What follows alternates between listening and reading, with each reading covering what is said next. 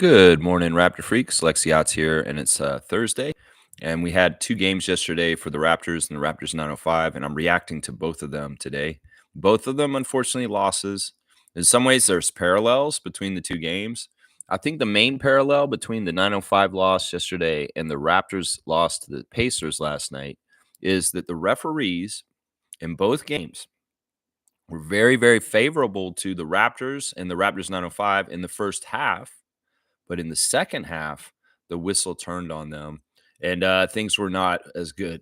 In some ways, this is a concerted decision by the refs. Sometimes, if they're on the down low, want to kind of guide the game to make it seem fair and balanced, they may overly help one team on the other side, and then in the end of the game, when things are mattering and it's closer, they'll help guide the other team to the victory. Now, in the Pacers game, this is not the case because it was a rout and they just beat us, but it may have been the case partly in the Raptors 905 game.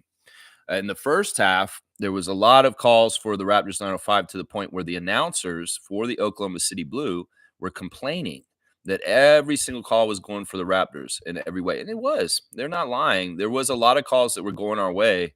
But in the end of the game, because they tied and they went to the Elam ending and played overtime, none of the calls went our way at all. We couldn't buy a foul. And meanwhile, Dylan Jones was going to the basket and get fouled left and right. So it was a factor in this game. But in some ways, it happened in the Raptors game also. We got some favorable calls, quite a few of out-of-bounds calls by Jonathan Sterling. He loves those out-of-bounds calls. He was calling them left and right. And some favorable calls with some charges and things like that, as far as with Grady getting run over and Murat Kogut actually calling the charge instead of a foul on Grady. That really impressed me actually early in the game that Grady got that charge call, because seriously, he wasn't set. He was still moving, but the move that the Pacer made to the basket was so aggressive. He really nailed him, and they had to call it. So it happens that way. Refs will do that. They'll say this half we're going to call in this side's favor, and then the second half we're going to call in the other side's favor. And that way they can say they were very fair and balanced. But sometimes if they're giving you a lot of calls early in the game, that's a telltale sign they may screw you at the end of the game, just so you all know. Just so you all know. So we'll do the stars of the game. We'll do the Instagram stories, the classic card, and some of the regular stuff we do on the channel. Let's see what y'all have to say about last night and lost to the Pacers. We could not sweep them, unfortunately. If we had beat them last night, we would have swept them for the season 3-0, but it's going to be 2-1. We still win the season series. And we played very, very well against the Pacers overall this season. In fact, if this game wasn't on a back-to-back, I think we would have won the game last night, honestly. It really, really was a fatigue thing. There was the huge factor for the Raptors last night. But let's get in the comments, and we'll see what y'all are saying. Trevor J is here first. Let's see what Commissioner J is saying. He's saying, always pray. It's your best tool against the pain, fear, worry, doubt, and struggle. There you go. Get used to it. And do it on a daily basis, multiple times. And, give it up to God. Give it up to the higher power above. Give it up to the Creator that he created this. And, we may create a mess in this world as humans with our systems and ideas and going crazy away from natural world. But in the end, everything comes back to the point where the Creator started. And his way is always, or their way is always going to be the final thing. That's the thing. We can make crazy systems here with money and corporations and subjugating people. It's not in the way of the Creator. It's a manufactured artificial world. And you know what? The world that the Creator built, the natural world, the natural things, they will always win in the end. It'll always win in the end. I'll say today, we win if you vote. And it's Ontario's day to vote. Get out there. It is snowing in Ontario today. There's a lot of snow coming down, but don't let that stop you.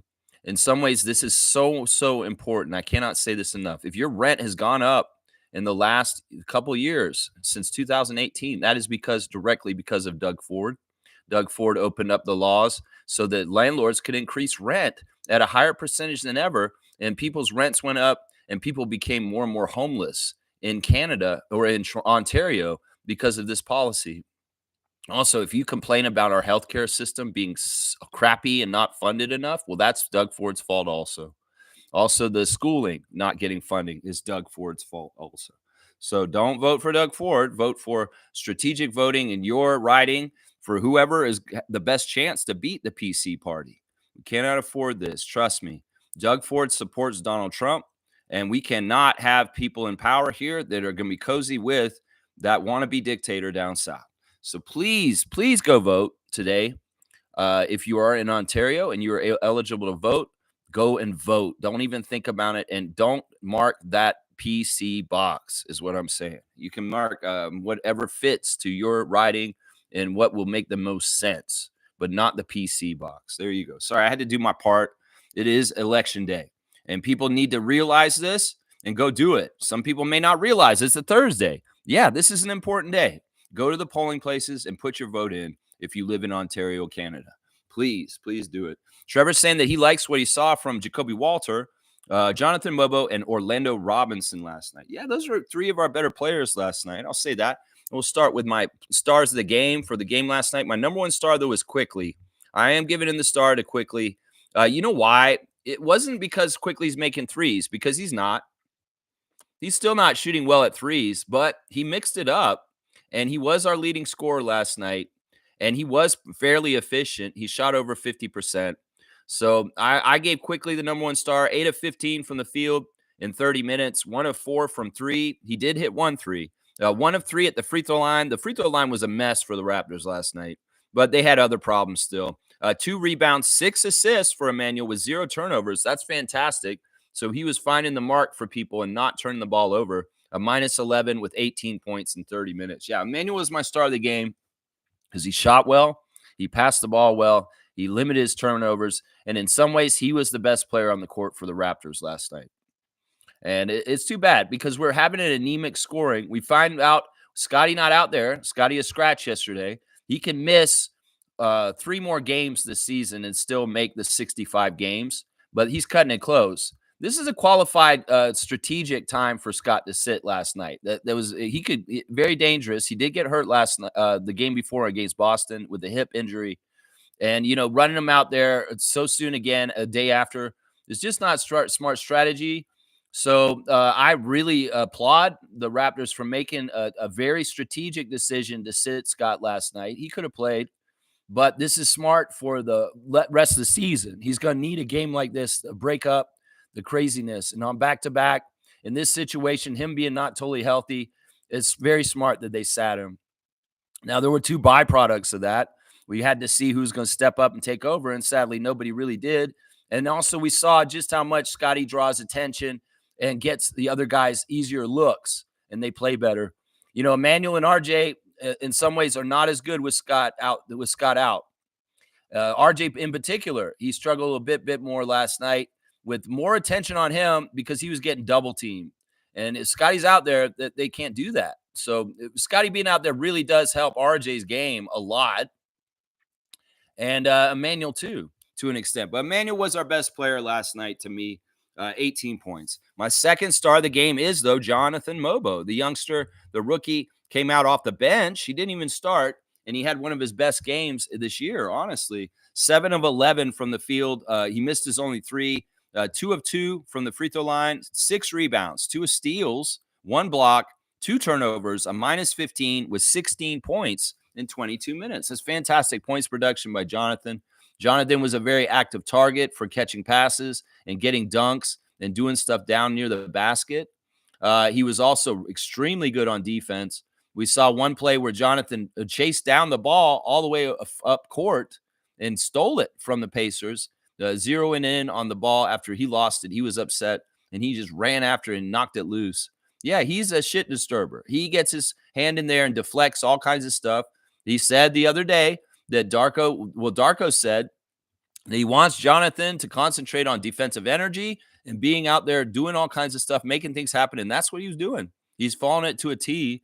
That's what coach wants you to work on for the rest of the season. Well, he did that. Yeah, Jonathan was pretty damn good, honestly, out there in a lot of ways. I like how aggressive he was to finishing. And, the rebounding is good. And the defense, fantastic. So Jonathan, 22 minutes, 16 points. Not bad. Not bad. My third star of the game for the Raptors and my last star is Orlando Robinson. Orlando Robinson also came off the bench as the backup center. He shot 4 for 5 from the field. He got some good dunks, very aggressive, going at the basket. 3 offensive rebounds, 1 assist, 3 steals also for Orlando, 8 points and a -6. Yeah, I don't like having guys who don't have double digits on the Stars, but in some ways his stat line was better than some of the other guys who got double digits.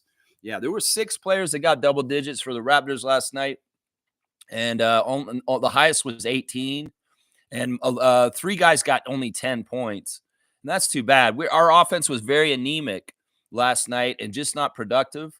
Too many times, Matt Devlin saying the Raptors have not scored for 3 minutes. That happened a couple times, and we hate that. A lot of that is the fatigue from the game the night before against the Celtics, and how worn out we were because of that. When you're tired, you can't finish layups. You can't make open shots. You can't play the same way. And it was a very smart strategy by Coach Carlisle of the Pacers to come at us like they did. This isn't the way the Pacers played us earlier this year, the way they played last night. They were more on it and more energy wise and aggressive, and especially on defense in the second quarter, they turned it on. And this was very different than the Pacers team we saw earlier this year. The one earlier this year was Swiss cheese. You could score on so easily. This one, though, was very, very well organized, and they had a game plan to run us off the court, and they did it. They did it. They knew they had to do it this way. Coach Carlisle had, in some ways, an advantage handed to him by the NBA schedule. The Pacers had the day off the night before, and they were fresh. And we had come in on a plane from Toronto the night before at 3 a.m. We were getting our hotel rooms and sleeping late and tired. And, think about the amount of energy that was expended by the Toronto Raptors in that game against the champion Celtics. They were exhausted, and it showed for both teams, because the Celtics went to a back-to-back also last night in Detroit against the Pistons, and they lost by 20 points to the Pistons last night too. So we tired each other out, the Celtics and the Raptors, on Tuesday night. So both teams lost on Wednesday night because they were exhausted. That's just how it is. You lose Scotty, you gain Pirtle, you lose Temple because he actually is back here in Toronto because his wife's having the baby. There's a lot of different things that could have gone better for the Raptors in some ways. But yeah, they only had 10 guys available too. That's the thing. All players that were available to play for the Raptors played in that game last night. We had a 10-man rotation, 10 men available, and that's it in that way. So it's tough. It's tough. Some honorable mentions. I guess I'll do an honorable mention for Jakob Poeltl returning to the lineup. Of course, he was in limited minutes. He played the full amount of minutes he was allowed to play last night, which was 24. That's what Darko said before the game. He's not going to play any more than 24 minutes, and he did exactly. 4 for 8 for Yak from the field, 2 for 4 at the free throw line. He missed the first 2 free throws, and I mean, he's rusty. He hadn't played in 8 games, and he has to get in his rhythm. That's what he said on Facebook after the game. He said that it's a tough game. I'm glad to be back, but I do need to get my rhythm back to my game. So he wasn't on at all last night. In some ways, that was a problem. 5 rebounds, 2 assists, 10 points for Poeltl, a -5 in 24 minutes. Yeah, he wasn't totally himself. You could tell he's off. And it was a good game for him to come back and get going again. But yeah, Poeltl's going to need a couple games to get back into the right kind of way that he plays. But it's really good that he's back. It was really awesome to see him. And of course, it's always fun to see him go up against Siakam in a game like last night. The best friends and the camaraderie of that is so awesome. Yeah, Oshai wasn't bad. Oshai shot a couple threes, and I was predicting before the game when I heard Scott was out, and I knew Oshai was probably going to start, that Oshai could kind of revisit the way he was playing earlier this season when he was starting regularly and be like a close to 20-point scorer, like somewhere in the teens there. So I was expecting a big game from him, and he showed signs of it last night. He had some nice threes, 4 of 10 from the field, 2 of 5 from 3, 4 rebounds, 1 steal, 3 turnovers, 10 points, and 31 minutes for Oshai. I would have wanted him to score more.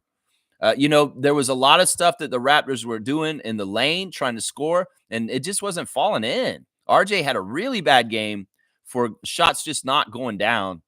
And there were a bunch of guys that missed bunnies and a lot of layups and open shots missed that were total opportunities that could have happened and usually are converted. But when you're tired, sometimes this stuff just doesn't happen. You just don't have the juice to finish the layup so that it converts for sure. And there was a lot of that last night. A lot of it was fatigue. I mean, it really, really was. RJ was 5 for 15 from the field, 1 of 6 from the field, from three. 5 of 5 at the free throw line, though. That's a small victory there. 2 rebounds, 5 assists, 2 turnovers, a -15 with 16 points for RJ. It's just, yeah, he had a lot of shots that were close to the basket that just didn't go, that normally always go. And that's just part of it. And like I said, with Scott out, RJ's getting way more attention. In some ways, he becomes the focal point of the defense when Scotty's out. And that's why guys like Brandon Ingram coming in are going to help everybody because they make the attention of the defense have to be diffused in a lot of different directions and worry about a lot of different people. Well, you lose some of those guys and they're not in, like Scotty's out. Well, RJ gets a tougher assignment because the defense is keying in on him more. Yeah, it's just how it is. Grady, mixed bag. He missed a lot of open threes early, but then he started making a couple later, and that made me happy. 4 of 12 from the field for Grady, just not good shooting by him or RJ. 2 of 7 from three, 5 rebounds, 4 assists, 1 steal, 2 turnovers, a -22, the worst one for the team last night for Grady. 10 points, only 10 points for him too. Yeah, those 10-point guys, Oshai, Grady, and Jakob, we just need a little bit more. Jakob has an excuse. Now, Oshai and Grady, y'all should have stepped up and scored more for the team. You were starters last night. And 10 points is good as bench players, but you need to get more points, especially when we're missing somebody like Scotty. You got to make up the difference. Off the bench, Boucher was in the go 0 for 3, 0 for 2 from 3, 4 rebounds, 1 block, 0 points for Chris in 19 minutes. That's not normal from him. No, it was really fun to see him play Siakam. He was very good defensively against Siakam in certain plays, which was fantastic. You know, Chris is Chris. In some ways, he's going to have fantastic games. He's having the best season of his career, but there's going to be games where he falls back to like kind of not doing anything every once in a while. That's just basketball. That's just the way it is. Jamal Shed, not a good game at all. He was 0 for 2, 0 for 1 from 3, 1 rebound, 4 assists, 7 turnovers for Shed. He was really bad. Shed was a turnover machine, and the problem was, and part of it is fatigue once again, it especially hits the youngsters. They get a thing called rookie wall. Well, the college season's a certain amount of games, and these guys have played now, uh, 59 games, and the college season's like 30 something. So these guys are tired. These guys are, Jamal hit a rookie wall around Christmas, and now he's probably hitting a rookie wall again right around now because he was absolutely tired. And the symptom that I'm going to talk about with Jamal Shed for how he was showing he was tired was the lazy ass passes across court that were just ripe for the picking, easy hanging fruit for Tyrese Halliburton to just scoop in and hawk in and do that. That was one thing that really pissed me off in the game last night was we didn't take care of the ball. There were way too many turnovers because we didn't respect the talent that Halliburton is, as far as he's one of the leading steals people in the league every year. And one of the things he does is he telegraphs weak-ass passes that are cross court and jumps in there and just steals them and runs down the other way and gets a 3 or scores at the basket. That is something that happened too many times last night. Halliburton getting on it and stealing the ball way too much. How many steals did Halliburton have last night? It says he has 3. Well, I know at least 3 of them. Those 3 were probably all from Jamal Shed throwing the ball incorrectly or not safely in certain ways. And yeah, I didn't like seeing that. Jamal had maybe his worst game of his rookie season last night, guys. Jacoby was mixed bag. He didn't really shoot a whole lot well. 1 for 6. He missed a lot of shots. But I will say most of the stuff that Jacoby was doing was very fundamental and methodical and right. It's just that the shots weren't falling. And some of it is the fatigue once again. But the actions and a lot of what he was doing was perfectly fine. It's just the shot didn't go in. And there's a lot of things he's doing just other than scoring that are so helpful and so smart. He's got a real nose for getting rebounds. He chases down rebounds really well. And he's really good at getting after loose balls in general and very good on defense also and just being active. Jacoby Walter's always working out there. And him and Dick are similar in that way. They're always just hustling. And I like that. I like that about them. But Jacoby had not a great offensive game. This is a game where he could have stepped up and scored a lot, and in the absence of Scotty. 1 for 6 from the field. He misses only three, 1 of 2 at the free throw line, but 8 rebounds, including 3 offensive rebounds. He really was on the boards. 1 assist, 1 steal, 2 turnovers, a -4 with 3 points. Only one shot made and 1 free throw made. Yeah, this production, we need better. And the 3-point shooting for the Raptors was dismal. 6 of 27 as a team, 22%. That's a huge factor when on the other side, they're shooting 41% on 15 of 37 shooting, and they're getting more than twice the 3-pointers we had. That's the same thing with the Celtics the night before. A 3-point shootout where we got outgunned in that matchup. And it really is people like Grady and Emmanuel and RJ have to make their threes. Really, really do. And, Grady got 2 of 7, RJ 1 of 6, Emmanuel 1 of 4. No, they got to shoot 3 better. But once again, you don't make your threes partly because you don't have your legs, because partly you're fatigued. That's part of it right there. So, yeah, Darko said this is a very valuable experience for them, to learn. The NBA is hard, and it's not going to be so easy all the time. You have to learn that the beats of the schedule may make you have to play a game in a back-to-back like this late in the season, and it's not ideal, but this is the NBA.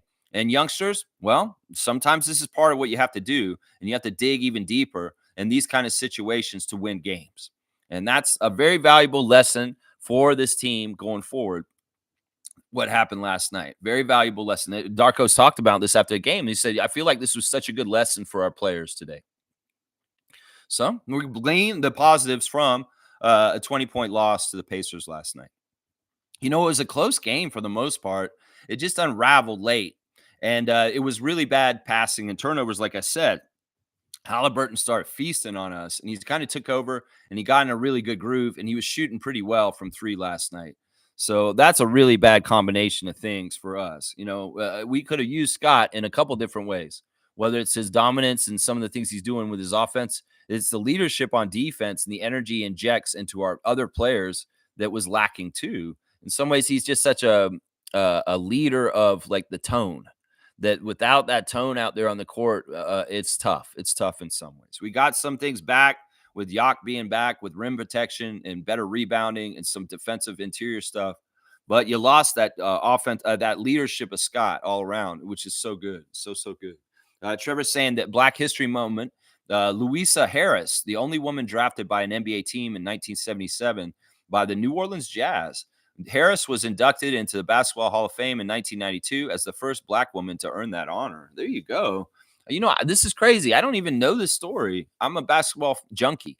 I'm an NBA fan. Why the hell have I never heard this name before in my life? Louisa Harris. This is exactly the reason why we need things like Black Heritage Month and these kind of things to educate people, because I'm almost 50 and I've never heard this person's name in my life until right now. Yeah, people need to be put on blast more for the accomplishments. And why are they overlooked? Well, sometimes it's just racism, honestly. So yeah, that's a fantastic Black History moment, Trevor J. Thank you for sharing the story of Louisa Harris, a woman drafted to the NBA and the first woman elected to the first Black woman elected to the Basketball Hall of Fame. That's awesome. Trevor's bringing up this really sad story that we're hearing this morning, that Gene Hackman and his wife and dog were found dead in their New Mexico home in the last day. Gene Hackman, of course, was 95 years old, and his wife was a Japanese musician who's very famous also. And this is weird. And I don't know, these kind of things, when it happens like this, are usually like murder-suicide. When it's just like this, or suicide pact. It could be either one of those. But yeah, it could also be foul play, but that's not as likely. That's not as likely in this situation. This is sad. Gene Hackman is a great actor. He's done some amazing work over the years. Of course, he stepped away from acting decades ago and stopped making movies at a certain point and decided to just have a very, very private life away from the spotlight. And people always wondered where he was and what he was doing. Well, this is sad. This sounds like a very tragic end to his life. Who knows exactly what went down? I'm sure we'll find out more details about this. But yeah, here's the Gene Hackman who starred in one of the greatest basketball movies of all time, Hoosiers. And yeah, I'm not happy to hear about this, man. Not happy to hear about this. I know he's an interesting, weird person, but he was a great actor, amazing, amazing actor. A lot of good movies he did. A pretty good comedic actor on the down low too. Some of the movies that he did were more funny. Well, he was actually kind of funny in them. But yeah, I'm gonna remember him for Hoosiers. Hoosiers is the movie right there. Stargate saying, as Lex pointed out in the Facebook chat last night, back to backs at this time of the year are very tough. Look at what happened to the Celtics as well last night, running in mud. Yeah, the Pistons are rolling. It's very interesting. The Pistons have won like, I don't know, 10 games in a row or something like that. They are rolling. And I love to see Dennis a part of it. He's smiling and, he's part of the vibes. In some ways, it may not be a coincidence that Dennis Schroeder joined the team and they've been winning ever since because he's just like that as an MVP in FIBA world. People can malign Dennis and treat him like, oh, he's just an idiot. Like, look at him. He plastered up this deal with the Lakers. And now he had this comment this year about slavery. And, well, look at him. Ha ha. He's getting traded all over the place. Well, that wheel is spun around and it's landed him on Detroit Pistons all of a sudden. And in some ways, he's in a better position with the Pistons than he was with the Warriors or the Nets. Yeah, it's very interesting. You go Dennis Schroeder. In some ways, you go Detroit Pistons overall. Because in some ways, I'm happy for y'all. The other thing that's great about the Pistons and what's happening with them right now is a lot of this is Casey. It really is. The rebuild that they did is similar to the Raptors through the 2010s, as far as Coach Casey was brought to Detroit to build this team up to get to more and more of this point. And once again, Casey's not there anymore. He's been gone for a year or two, but he was the early layer down of getting to this point. So in some ways, the legacy of Coach Dwayne Casey being a great coach to help a young team that's struggling get higher in the standings, just like he did for the Raptors, is happening for the Pistons now. So I want to toot the horn of former Coach of the Year, Dwayne Casey, former Toronto Raptors, a brilliant, amazing coach, and for his part in helping the Pistons to get where they're getting right now. Seriously, he's not there anymore, but he is a part of building that thing up. Yeah, fatigue, such a huge factor last night, Stargate, for sure. All kinds of different ways. Fatigue, fatigue, fatigue. Very, very difficult. And the Pacers and Coach Carlisle were smart. They had a system of switching in the game in the second half that was absolutely brilliant, that absolutely befuddled us. And they were getting so many easy scores. And we were just too tired and not able to keep up. And the mismatches and stuff like that were happening, the Pacers really keyed on and took us apart with. And then, of course, the very aggressive defense.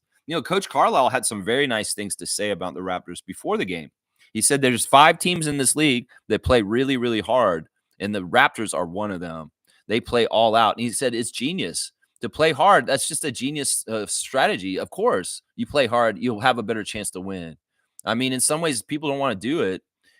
Carlisle talked about how the league has changed, and then some of these teams are doing full court press the whole entire game and pressurizing everybody, and it's crazy. Like, to do that kind of stuff at the NBA level, it expends a lot of energy, and it's really, really hard to do. So the things that Coach Darko is asking our Raptors to do is not easy. And in some ways, us hitting a fatigue wall may happen a little harder because of our style of play as play hards.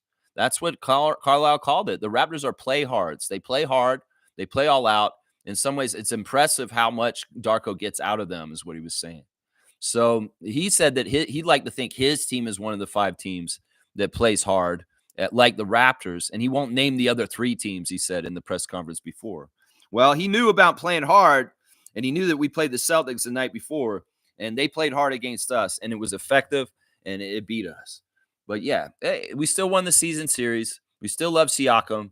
And I'm still rooting for the Pacers in the postseason. I want them to do very, very well and get very, very far. Coach Carlisle, very, very brilliant coach. He gets a lot of credit for the Pacers win last night. I'm telling you right now, he put them in a good position to win. Carlos saying, good morning, Lex and fellow freaks. Thank you, Kaloy, for voting. Everybody in Ontario, go vote. Just go. Just go. Y'all didn't vote last time. A lot of people didn't vote last time. 67% did not vote last time. We cannot afford to do that again. We need to beat Doug Ford. People need to go to beat Doug Ford. Seriously. Don't mess around. Cool Cat saying, good morning, Raptor Freak crew. I missed the game. That's crazy. That don't make no sense to me. What happened? You must have had some sort of function or something like that. This is not making sense. It's the Raptors and Siakam. What is going on, Cool Cat?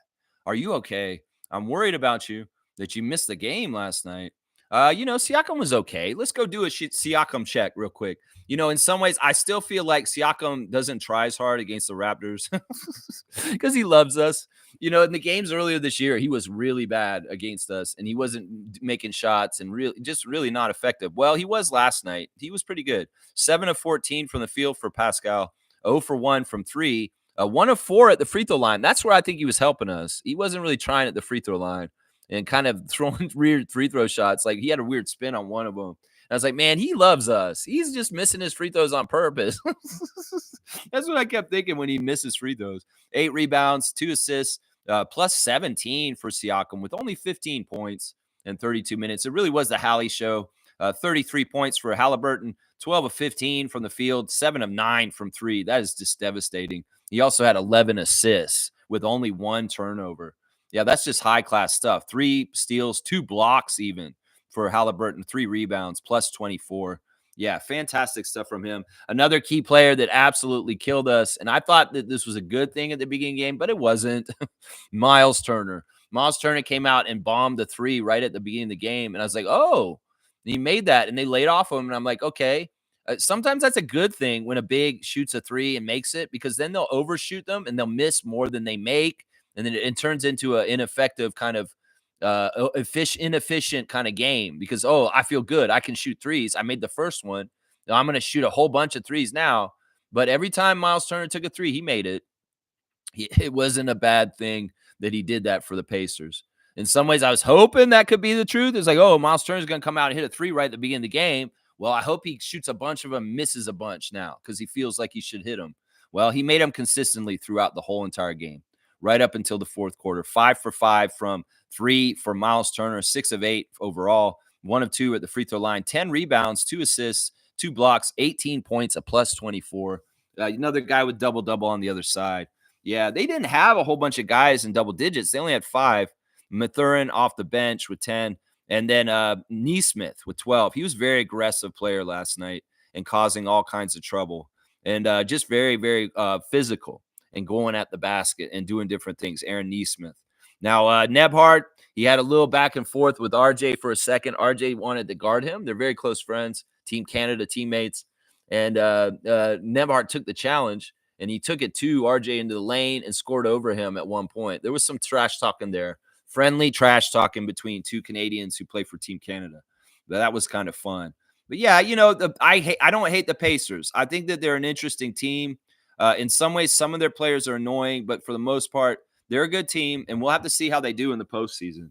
I'm rooting for them. I really do want to see them get far. I really, really do. G's saying that Kevin Garnett surprisingly had great things to say about Toronto fans and what a good move this was for Ingram. Okay. Yeah, I mean, they have their podcasts. I've heard that Paul George is stopping his podcast to focus on playing basketball. That's so stupid. It's funny. But yeah, guys that are retired that talk on podcasts. I mean, was Kevin Garnett and Paul Pierce were apparently saying good things about the Raptors, not just Garnett. Paul Pierce was on this podcast, and we know how Paul Pierce is a Raptor hater. He really doesn't like us. He's always looked down on us. He's talked trash. He's been disrespectful. He was disrespectful when we won the championship, and then he had to shut up because we won.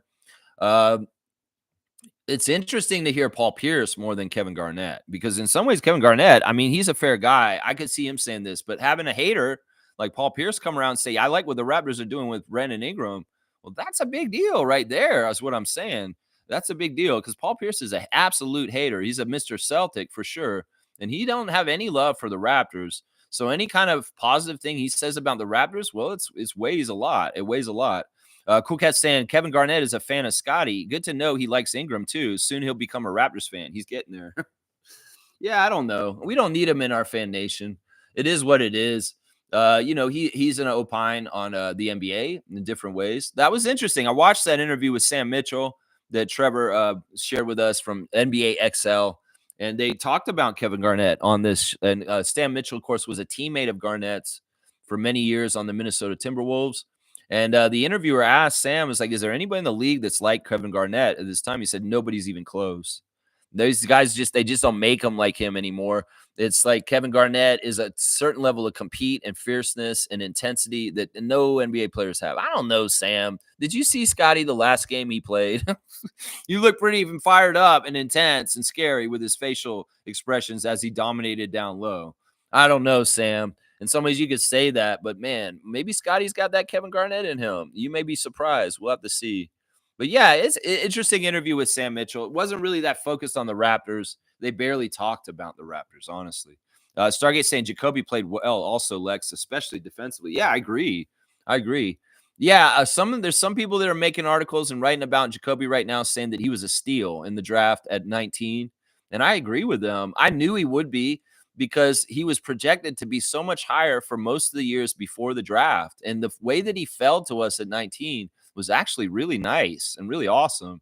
They were probably astounded and very, very happy that Jacoby Walter was still available at 19 in the draft war room for the Raptors. Seriously.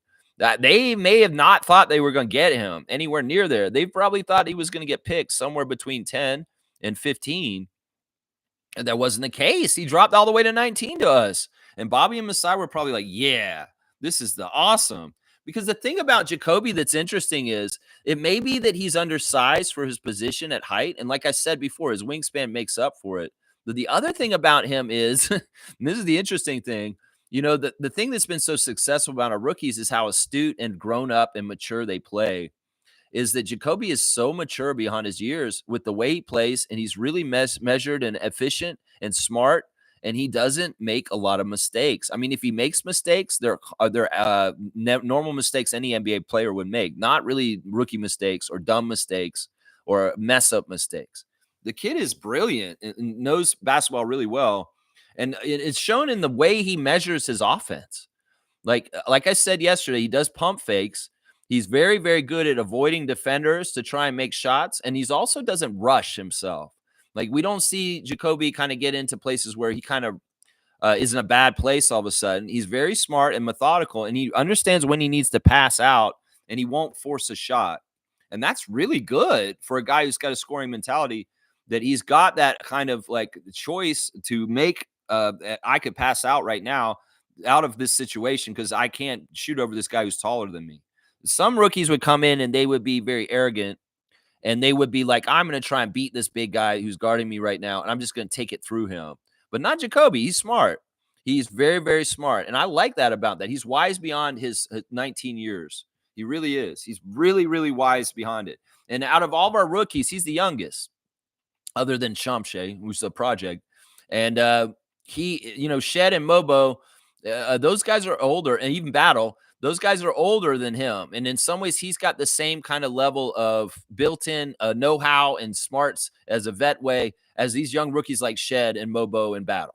And that's impressive because he's the youngest. He's the younger one. And he shouldn't have all that in the way he does already. It's really, really cool. And he's fast becoming one of my favorite Raptors, too. I know you said that in the chat last night, Stargate. That Jacoby's your guy and you really like him. Well, I'm getting there too because I just really think that he plays really smart. There's some parallels to Jacoby Walter to DeMar DeRozan. There really, really is. They're similar kind of player position and there's similar kind of skill set in some ways. And even the rookie year of DeMar, it looks a lot like Jacoby's rookie year. I'm telling you right now. So, we could have Walter grow into a DeMar DeRozan kind of player, guys. The tools are all there, seriously. And, I want to see that. I want to see that. I really do. It'll be amazing. It'll be amazing. That's right. Carlos saying these coming games are going to be important for the rookies and Grady. We know what that barbecue yak can do, but we need the rest to level up for next year. Yeah, it's only getting easier. We just got done with the 2 playoff teams, and for the rest of the year, we don't play any playoff teams that are top playoff teams. We don't play anybody who's top 5 in either conference for the rest of the year. We're playing all bottom 5 teams for the most part. And yeah, I mean, Chicago may be the toughest game we have left, the one we're playing tomorrow.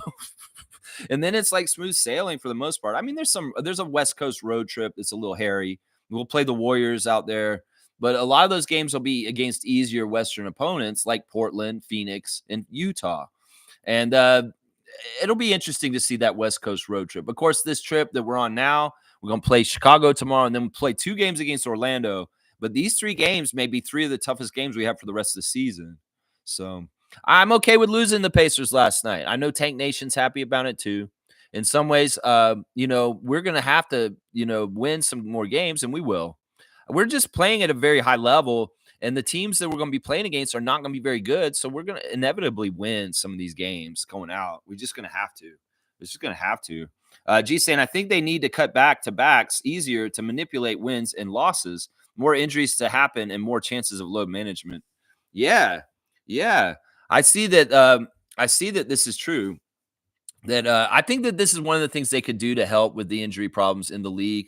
Back to backs are really bad. And if they could I said this early in the season, it's about biorhythm. Your body has a certain way of getting used to your daily schedule or your weekly schedule. If you do things at the same time every day, like you eat a certain food at a certain time, or you take a pill at a certain time, or you go to sleep at a certain time, or even you have a bowel movement at a certain time, your body will get used to a biorhythm. And sometimes it's unnatural when you do so many games in a row where it's on off, on day, off day, on day, off day, on day, off day. And then all of a sudden you get a back to back and you got that on day, but the next day is not an off day, it's another on day. It can really mess your biorhythm and what your body's used to and what you're doing. And that's it right there. So I feel like it'd be smart because it could really help with injury management, but I don't know how they would do this. The really big problem is the logic puzzle of figuring out schedules between the NHL and the NBA and concerts and facility schedules. And sometimes it's music that's messing this up because there's some stupid ass event at an arena that's like a concert, Taylor Swift or something like that, and it messes up the dates and makes you have to do back to backs like this. I don't know. The NBA's got to figure this out. It's either going to be get rid of back to backs or cut the game down to 40 minutes instead of 48. I don't know. One of those kind of things. I also really like the idea that Matt was talking about on the broadcast in the last 2 days about what hockey does with having players stay in college, but they're already on the team and they get more seasoning. And then it helps the NBA product be more at a high level because you don't have so many guys in development coming through and they're looking bad out in the court.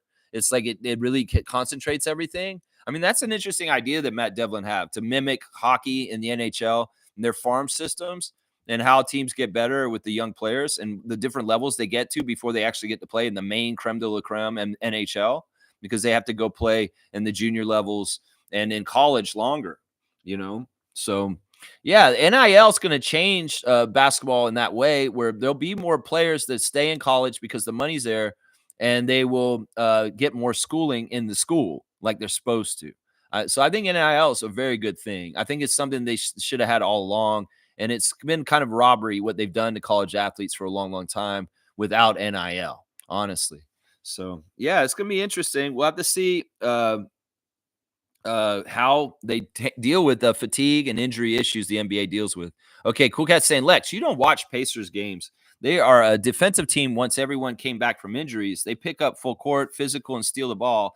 I think Siakam taught them Nick Nurse's defense. I'm not going to give them this. You can tell me that I don't watch them, but they're not a good defensive team in some ways. They really aren't.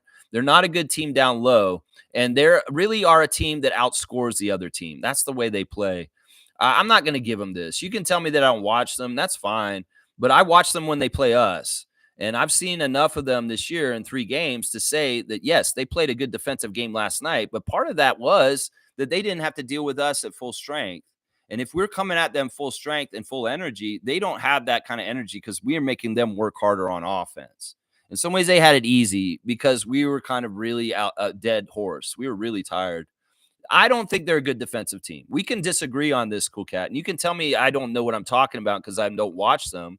But the thing is that they don't have certain defensive kind of players that certain kinds of ways to kind of do things. If they get in the playoffs against some teams, they're not going to be able to stop them in certain ways. Sure, that kind of defensive stuff with the steals and Tyrese Halliburton in the middle of the court is great. But they don't have the stuff down low to card things. And that's where I'm talking about that, in some ways, if we weren't so tired, we could have gone right through to the lane and scored on them left and right. Seriously. If we had Scott, we could have gone inside and owned them all day. So I won't give this. You can go ahead and disagree with me, and you can tell me you don't know what you're talking about, Lex, because you don't watch the Pacers. But I'm not going to give you this. I don't think the Pacers are one of the better defensive teams in the league. They may have one of the better steals person in the league that does a really good job, and that's what he was doing last night. But down low, they're crap. They can get scored on, and a lot of their games are very high scoring games where they're shootouts and there's no defense played. And in some ways, you can't tell me that they have one good defensive game against us in the last 2 or 3 years that they're a good defensive team. Because every time I've seen them play against us, they've had shitty defense until last night. And I was like, wow, they're playing really good defense last night. And that's totally different and weird to me about the Pacers. You know, you're saying because they had everybody back from injuries. I'd still say they don't have the personnel. Miles Turner is not a certain type of defensive center in some ways. Siakam has his ability on defense to a certain extent. But overall, I don't think they're a very good defensive team. I think they have one of the best steals guys in the league. But teams put up 130 on them all the time. So let's not get it twisted.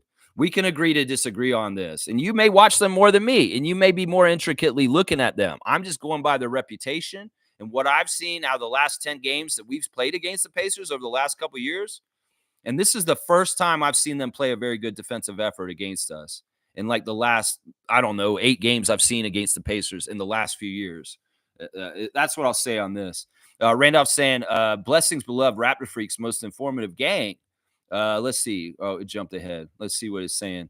Trouble don't last always. Stay in the fight by conserving your energy while waiting for your moment to effectively strike. Okay, that's interesting. I hope the trouble won't last. I mean, I hope this trouble in this world's going through right now will go away as soon as possible, and rights will be righted, and justice will be served, and people will be fed, and people will be having health care and taken care of. Yeah, we got to fight the forces out there that are fighting for billionaires and fight for the people because the billionaires don't need more money. They really don't. And there's a certain political party in the States and a political party here that's all about giving them more money and hurting all the rest of us, and that's the right wings of the parties of the governments in both Canada and the United States. And that's why I say you cannot afford to vote PC. It's a garbage vote and a garbage thing for the world. Seriously, people are going to complain about our healthcare not being good. It's the PC government's fault. So we need to get back out there and vote today, Ontario. That's what I'm saying. Blessings to the Phillips family and all the Raptor Freak families out there. That's right. Stargate saying Shed seems tired both physically and mentally. One play he had a wide open mid-range jumper on the baseline. Instead, he passed it up, decided to do a cross-court pass, and it got picked off. Yes, I saw that too. And it's really frustrating in both the games, Boston and Indiana, the last 2 days. I saw so many times where Raptors would get good position for a good shot down low, and they pass up a really good shot near the basket to pass it back out to somebody to shoot a three, and they miss it. In some ways, look, if we were a good three-pointer shooting team on average, I would be okay with this kind of philosophy, but we're not. And in some ways, we can't cede the very good positioning of getting in the lane and having an open shot to just for an open three, because the three-point percentage isn't saying that we should do that. I don't care analytics, Eric Curry. You guys got to take that open shot down low, the high percentage shot in the lane when we get it, Orlando Robinson, Jonathan Mobo, Scotty Barnes, whoever's getting that down there. Because I feel like that's been one of the big mistakes we've been making lately is we've been leaving stuff right there in front of us that we could be taking. But instead, we get right down there, and that's the thing. Hubie Brown would say, you got the position, you got the closeness to the basket, take the shot there. Don't kick it back out like that. It's one thing if you're drawing kicking, like RJ, you're coming down the lane like a steamroller, but you throw it out to the back all of a sudden, and they're wide open and they nail it. It's another thing to catch the ball down low in a low post situation where you have the advantage or the mismatch or even space because nobody's right up on you, and you don't elevate immediately and try and shoot it in. That's a fail to me.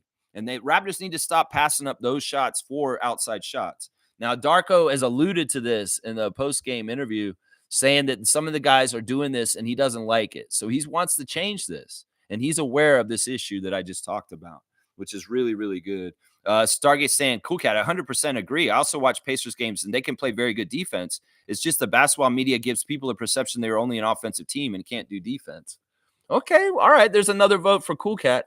I don't know. I'm right. I'm right in this way that I'm not right. I mean, I'm saying I'm right this way for me because I don't watch any other basketball games than the ones the Raptors play. So I'm just going by the track record of what I see from them every single time I see them. And earlier this season, the 2 games we played them, they didn't have good defense, and then last night they did. And maybe they are getting it together all of a sudden. I just don't know. I hope they do have a good defense for the playoffs. I'm not trying to hate. It's just that it's not really in their calling card or part of their profile. But you guys want to say this, that's fine.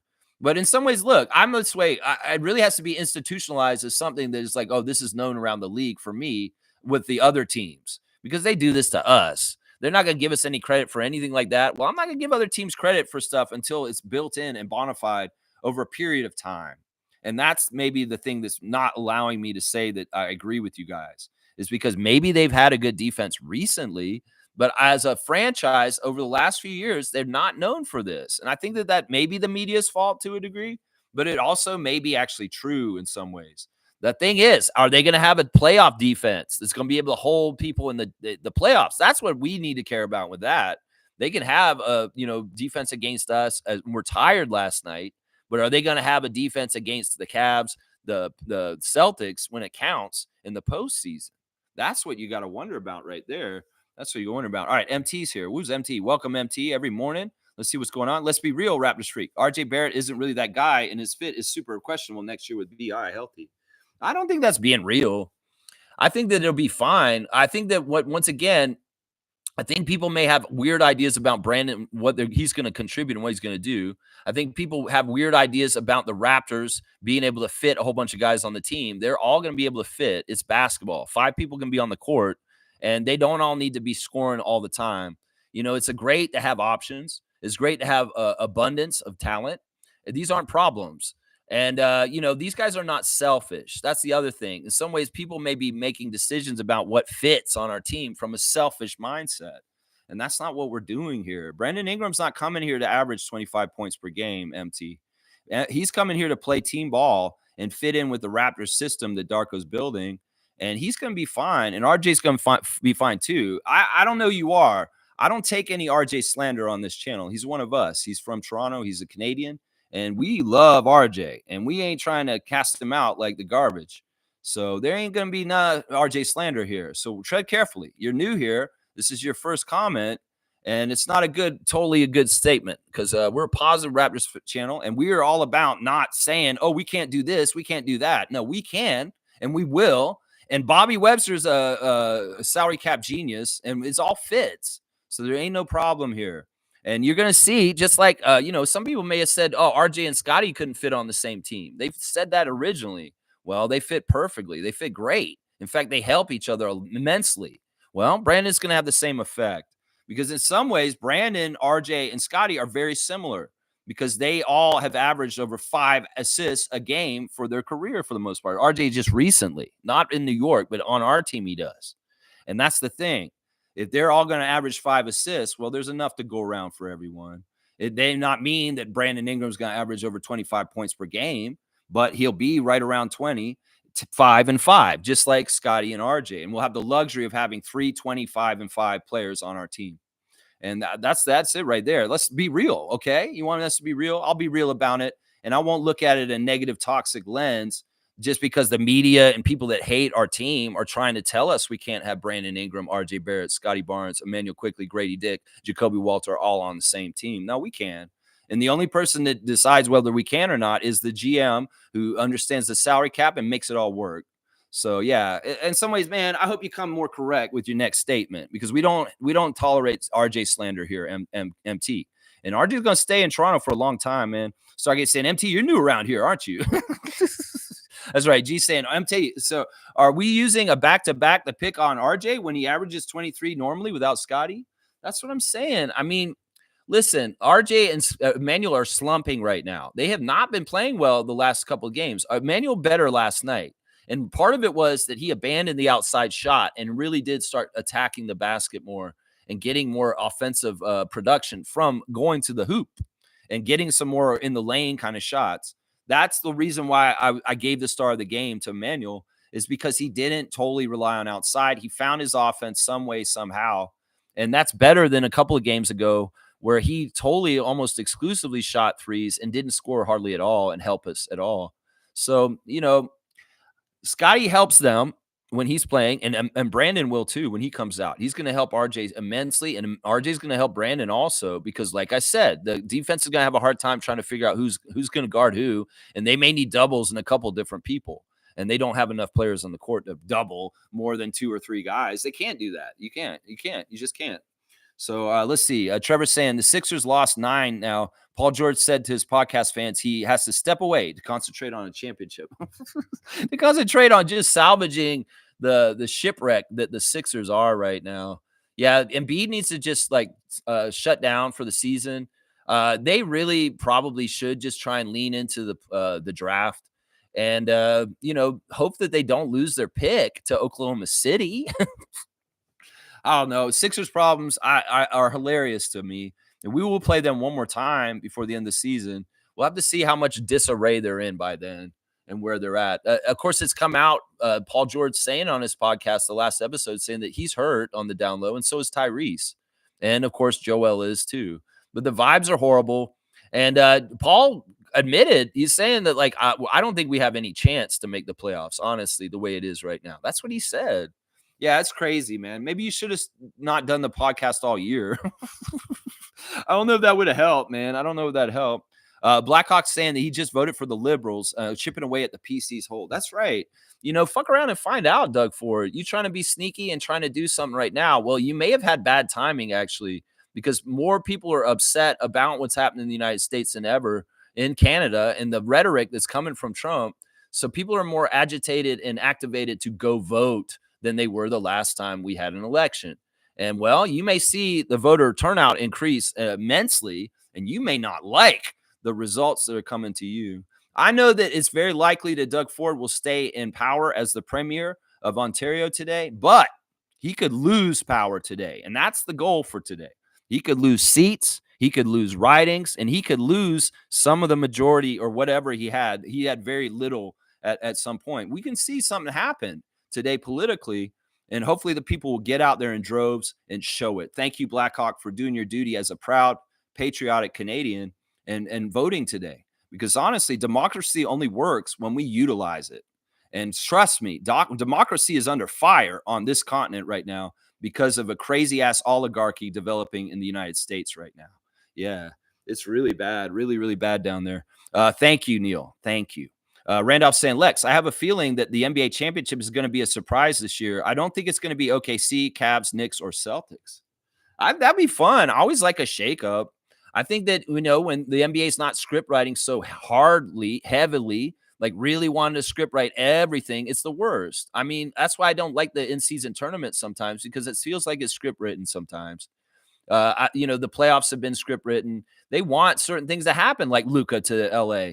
And, I don't ever like it when they script write. That's why when a weird permutation or outcome, like what you're saying right here, Randolph, is awesome. I love that. Anything that's kind of different and kind of like, whoa, I didn't expect this. The Pacers are in the finals. Wow. Awesome. That's the kind of stuff I like. Now, last year it sucked because it happened kind of with Dallas getting to the finals, and they were a sham against the Celtics, a pushover. And it really made for a poor viewing for the finals, which is too bad. And in some ways, it can backfire like that. If there's one team that shouldn't be there, and it's kind of weird that they're there, like the Mavericks last year, they can be a very one-sided finals, and that's too bad. So we'll have to see. If it happens on both sides, it could be very interesting, Randolph. I'm still thinking it's going to be the Cavs and the Thunder in the finals this year. I really do. I don't think the Celtics are going to get back to the finals this year. And I think the Cavs got the stuff to do it. They really do. MT saying at I'm not picking on anyone. Go look at our cap sheet. It's very obvious that one of these guys won't be here long. And I'm saying the fit with RJ is not. That's wrong. That's wrong. We are cap experts here because we have Logical Raptors Fanatic, who is very much a cap expert on his channel. You can check it out. Logical Raptors Fanatic is a great YouTube channel that explains all the money issues with the Raptors in a very easy to understand way. No, it fits, man. You can't tell us anything different. And in fact, we're under contract with everybody for 3 years. So you tell me it's 3 years a long time in the NBA? Yes, it is. So everybody's locked down and everything fits for the next 3 years with everybody we got right now. In fact, Bobby did such a good job, and Brandon waived some of the stuff with his contract, like a trade clause, that we have extra money. And we're going to have a little bit of money with exceptions to get a couple of bench veterans or whatever we need this summer also. So we actually have under the cap and flexibility. That means not even under the cap, we're under the tax. So we don't even pay into the tax. He's a whiz. He's a genius. And if you don't trust Bobby Webster with the management of this team, you're crazy, because he's one of the best salary cap whizzes in the NBA. He really understands this shit intricately.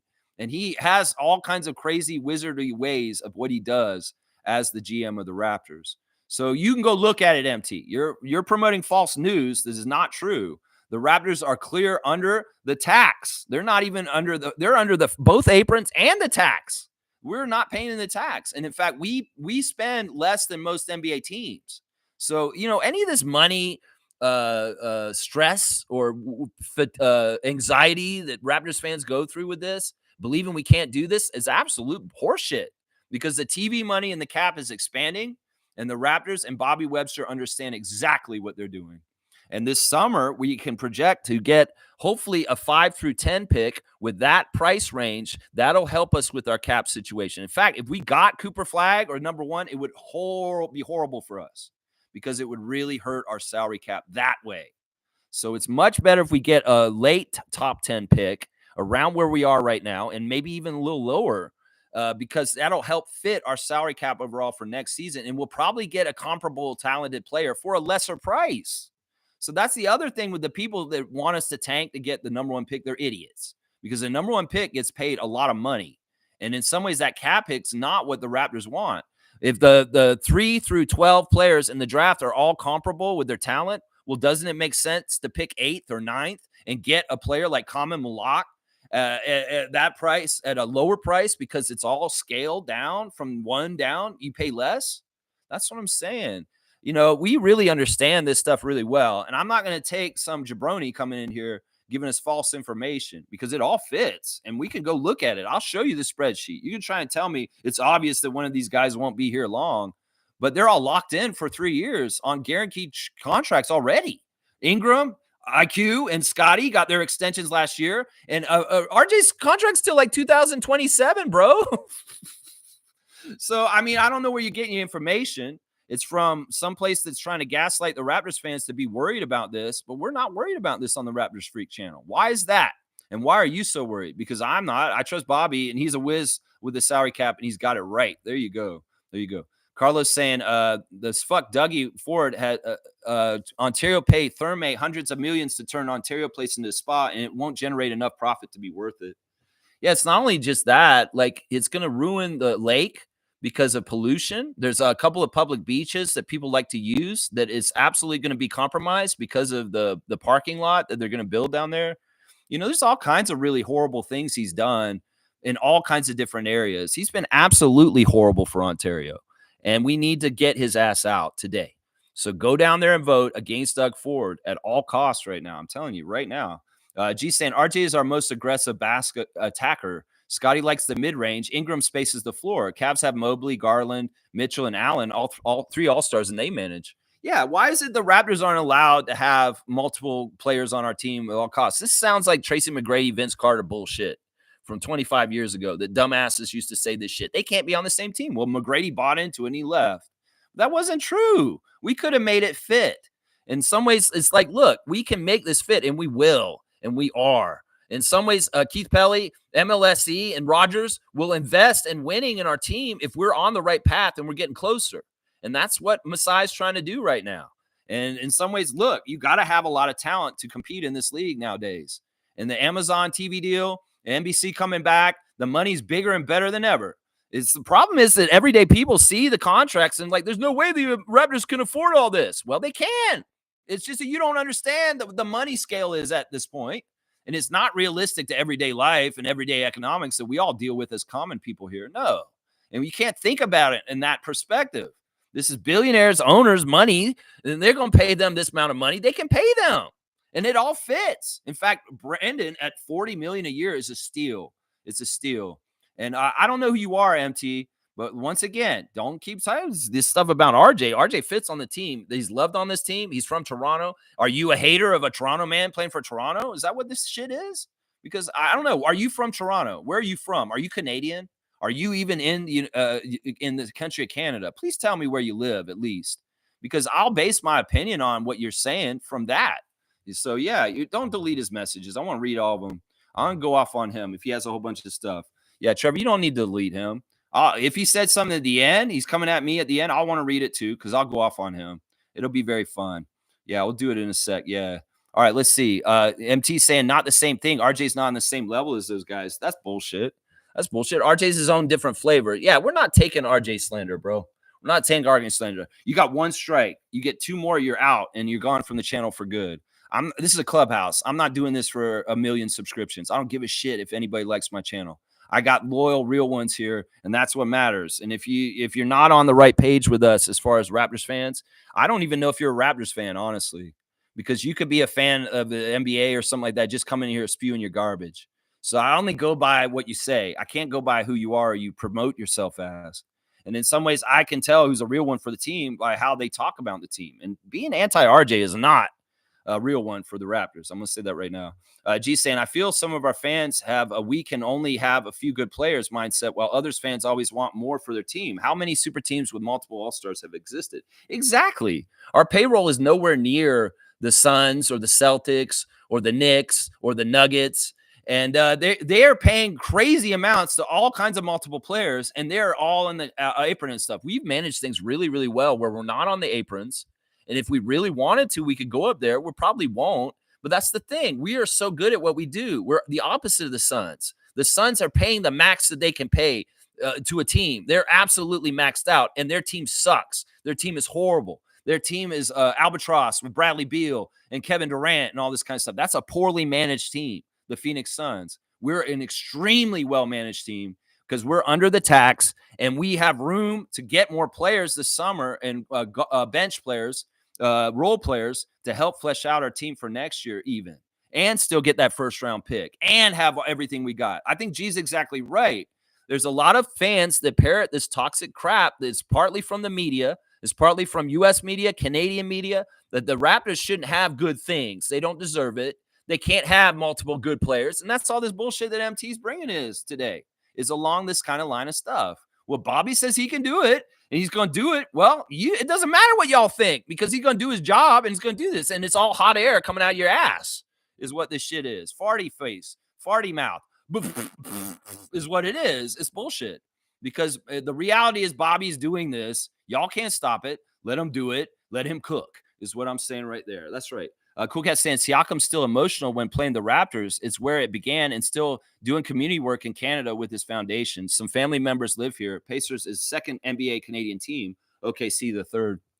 You know, I had a really heartwarming moment before the game when they did the Canadian national anthem. The Indiana fans were very respectful and very kind and generous, and this whole thing that's going on between the States and Canada is stupid, honestly. And a lot of it is just generated from that idiot Trump. And, Americans love Canada. Americans want to help us. Americans stand with us. And it was evident in that arena. I'm not a very patriotic Canadian in some ways, but I probably am a little bit more Canadian patriotic for Canada than the average Canadian, because of raised in the States. And being a Canadian guy that whole time, I saw how patriotic Americans were. And I was like, you know what? I feel this about Canada.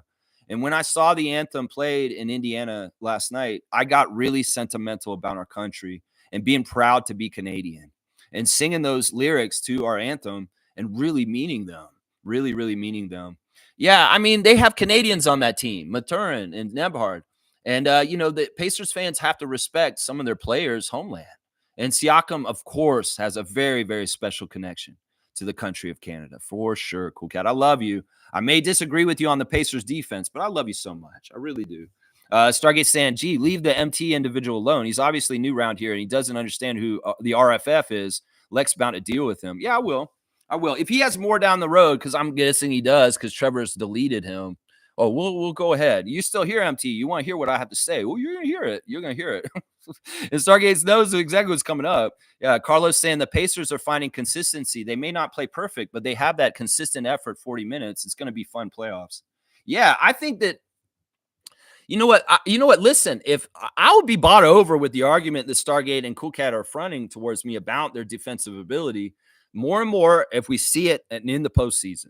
That's the place where it matters the most, right? A game against the Raptors on a back-to-back where they just played the Celtics and they're tired ass. Oh, you can look real good on defense. I want to see it in the first round of the playoffs when they play in the playoffs. Are they going to have that kind of intensity and will they be able to do it? I think they're great. I think that they got really far in the playoffs last year and they could build on that this year. And I hope they do. I'm not a hater on the Pacers. I love Siakam. I love Coach Carlisle. And I want to see James Johnson get a championship. Seriously, I'm not like how I am with Nick and Kyle and Philly. I don't want them to ever win there. But I would love to see Siakam win another championship for another team also, because in some ways that is all kind of gravy and really good things for Siakam, obviously, but also for Masai, because Siakam's success really is Masai's success also. It really, really is. Yeah. And Carlos saying again, to those that say RJ is not needed, fuck you. You know what? I'm going to give you a dunk for being very blunt and very, yeah, I'm with you on this. I don't get why people want to hate on RJ. It's people that don't like Toronto, obviously. Why can't, is it symbolic that a Canadian kid from Toronto plays for Toronto and loves playing for Toronto and plays his best in Scotiabank Arena and just is reveling in it and just enjoying the childhood dream? People want to crush a childhood dream and say, no, you can't play for us anymore. Kelly's already gone. Kelly played for the Raptors. He got his childhood dream and he's fine. But RJ, he has stuff to do here. Oh, yeah, he does.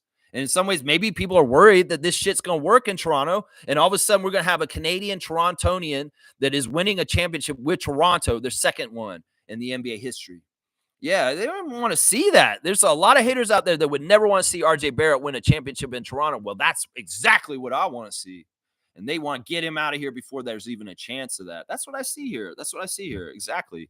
Exactly. Blackhawks saying get rid of preseason games and use the scheduling to spread out games to reduce back-to-back. You still keep 83 games.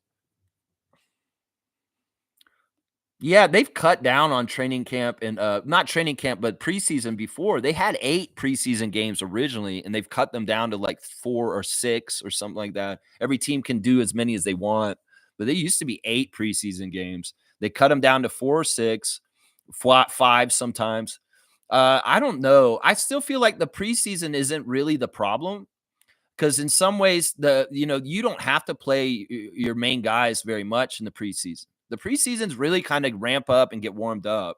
So I don't really think it's totally that. I think it's more that the back-to-backs are more of a problem. I think that that's the problem.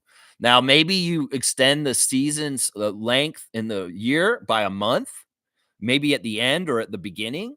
Maybe they come in and start earlier in September, and then you can balance out the back-to-backs more for the whole course of the season. That makes sense right there. Mo's saying, hey, Raptor Freak crew. Hey, super fan Monique Lawrence. What's up? Good to see you. Happy to have you in the chat last night. That was fun. Stargate saying, I know I'm going to get pushback for this, but I see, hang on, it jumped ahead. Let me make sure I don't miss this chat here. I know I'm going to get pushback for this, but I see Jacoby's similarities more with SGA because of his defensive IQ. Very similar playing style to early Clippers SGA. That's an interesting comparison. You know, if Jacoby would seem like he was on the path to being a point guard, I might agree with you. But I don't think he's a point guard. That's the thing. I think he really is a swing. I think he is a 2/3. And if he was showing more, I mean, I don't think he's a bad passer. I think he's a very good passer.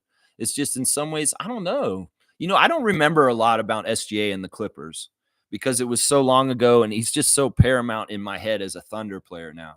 So his early career in the Clippers, he was overshadowed, and he was a rookie, and he was really a role player on the bench, and he wasn't doing a whole lot for them in certain ways.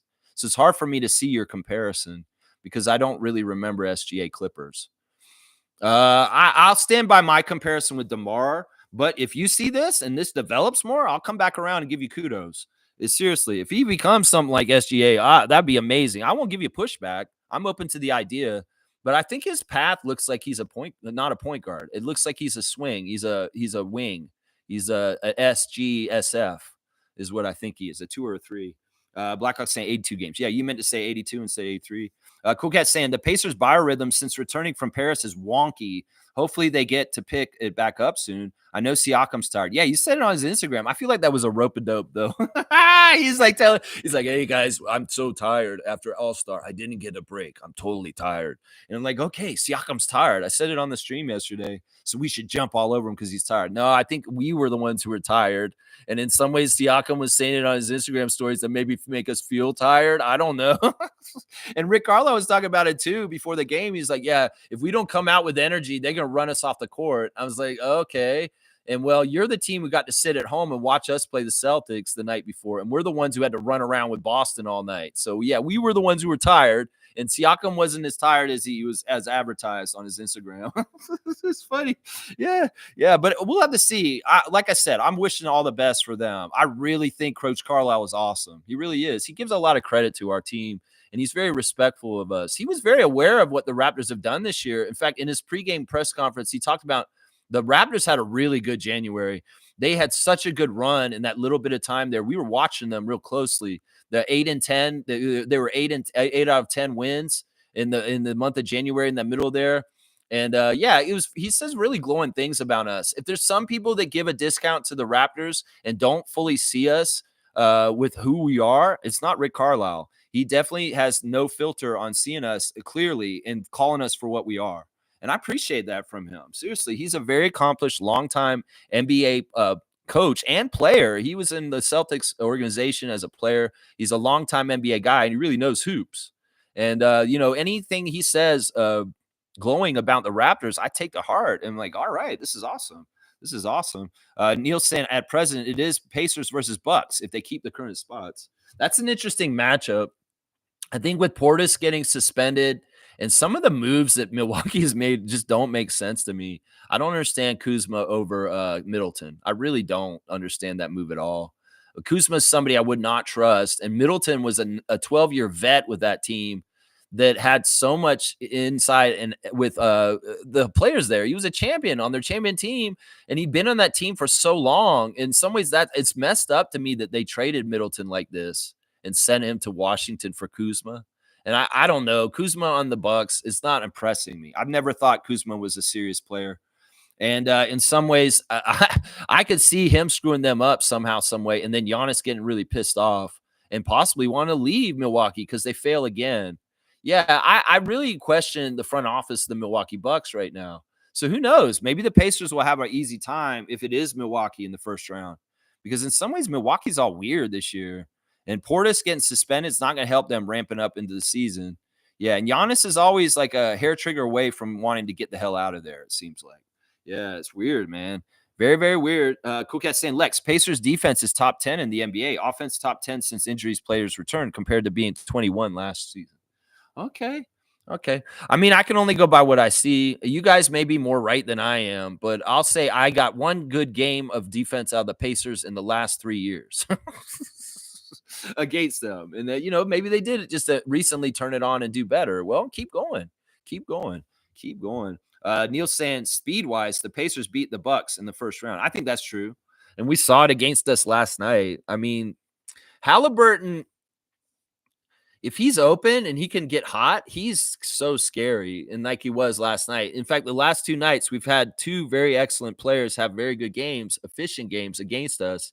And that's not normal against us. I mean, Halliburton and Tatum in recent years have had horrible games against the Raptors, partly because of people like OG Anunoby being around. Scotty can be this kind of guy that kind of totally messes them up too.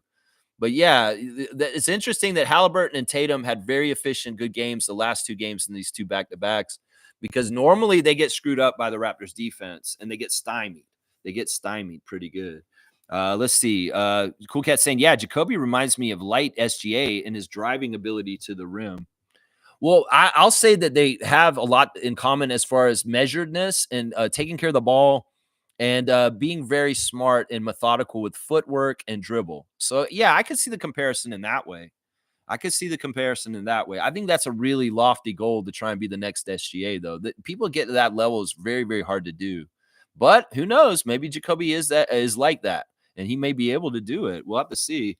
Carlos saying Jacoby has no fear. has great footwork and defends well. I agree with the SGA comps. Okay. Okay. So you guys are getting some steam. You're not getting pushback, Stargate. You're getting support. You're getting a second and a third here. Yeah, I don't know. I'll still say he's reminding me of a young DeMar DeRozan right now. As far as like, I want to see him elevate and attack the rim more because I know he's got hops. And that's something when he gets stronger and a little bit more daring, we may see him attack the rim like DeMar would, as far as coming and taking off and just coming up and just throwing it down. I think right now he's hesitant because he knows it's a big, strong league and he's not strong enough yet to take the real hard hits of going through the air at the basket. But he has that. Right now, he's been playing kind of a tethered to the ground kind of offense, a lot of footwork and spinning and pump fakes and not really elevating. But he can elevate. That's the thing. And I want to see this at some point where Jacoby is like doing a little bit of like the DeMar DeRozan attacking the rim, kind of throwing it down kind of stuff as he gets more comfortable and stronger in this league. You guys can see SGA. This is a great comparison. I want to see DeMar is who I see in him right now. Let's see. Blackhawk saying Halliburton has to be good for the Pacers to win. Yes, he has to be hitting his shot, and he can't, some ways he has to be healthy. That's the other thing. I've noticed when he's kind of not totally healthy, he is ineffective. And that's very important for the Pacers to maybe take care of his health by the end of the season and make sure he's 100% because he's very key. And when he's hurt, he's not as effective. He will miss a lot of shots. And that's something I've noticed. There you go. Name is saying, what's up, you beautiful, wonderful, charming, dirty SOBs? Oh, my paisano. My paisano. Yes, my paisano, nameless. Good to see you. Peace, my guy. Yes, laugh out loud. Smooth saying, any news on PJ Tucker? Will he be waived? He probably won't be waived. Who cares? He is holding a roster spot for us. And in some ways, that could have been helpful last night with an extra player, an 11th player available. But at last, rosters have 18 players now. And him being holding up one of the 18 spots is not a big deal because we've got a lot of guys and we don't have a whole lot of injuries right now. So, if we had a lot of injuries, I think there would be more pressure to do something with PJ Tucker, but there isn't. In some ways, like I said, it's a game of chicken. We're heading down the road straight at him, and you flinch, you go off the road before us. And in some ways, this is a Venchenkoff situation. Sasha Venchenkoff, you're just tied up with us. If you really want to go chase a ring with another team, well, you're gonna have to get bought out or rip up your contract. Well, PJ hasn't wanted to play all year, so it's not like he cares about that. So he's okay getting an inflated contract to do nothing this year. But luckily, the Raptors don't have to pay him. We are not on the hook for this pay.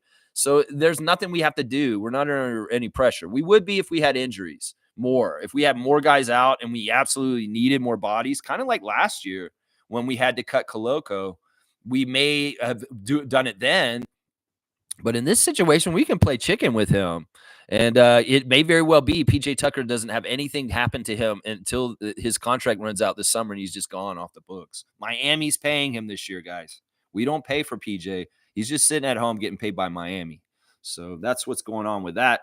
Smooth saying it's bad business to have a player sitting at home. He's making 10 and 11 million to do nothing. Well, it's the NBA. There's stuff like this all the time. Look at Ben Simmons. Come on, there's this kind of stuff all the time. That's part of the reason why, as a GM, you have to be really smart about who you invest in. And there is more and more talk, like the Luka trade, about investing supermax. You really can't have flaky people like Joel Embiid be your supermax. And in this situation, we're kind of just holding this spot. But remember, it's this money that comes off our cap. And that's part of the reason why this is worth it, even if he never shoots up for us or comes up here. I don't know if it's a bad look or anything like that. And once again, we're not paying him. The Miami Heat are paying him. And he's just, he's going to sit at home with his shoes is where he's at.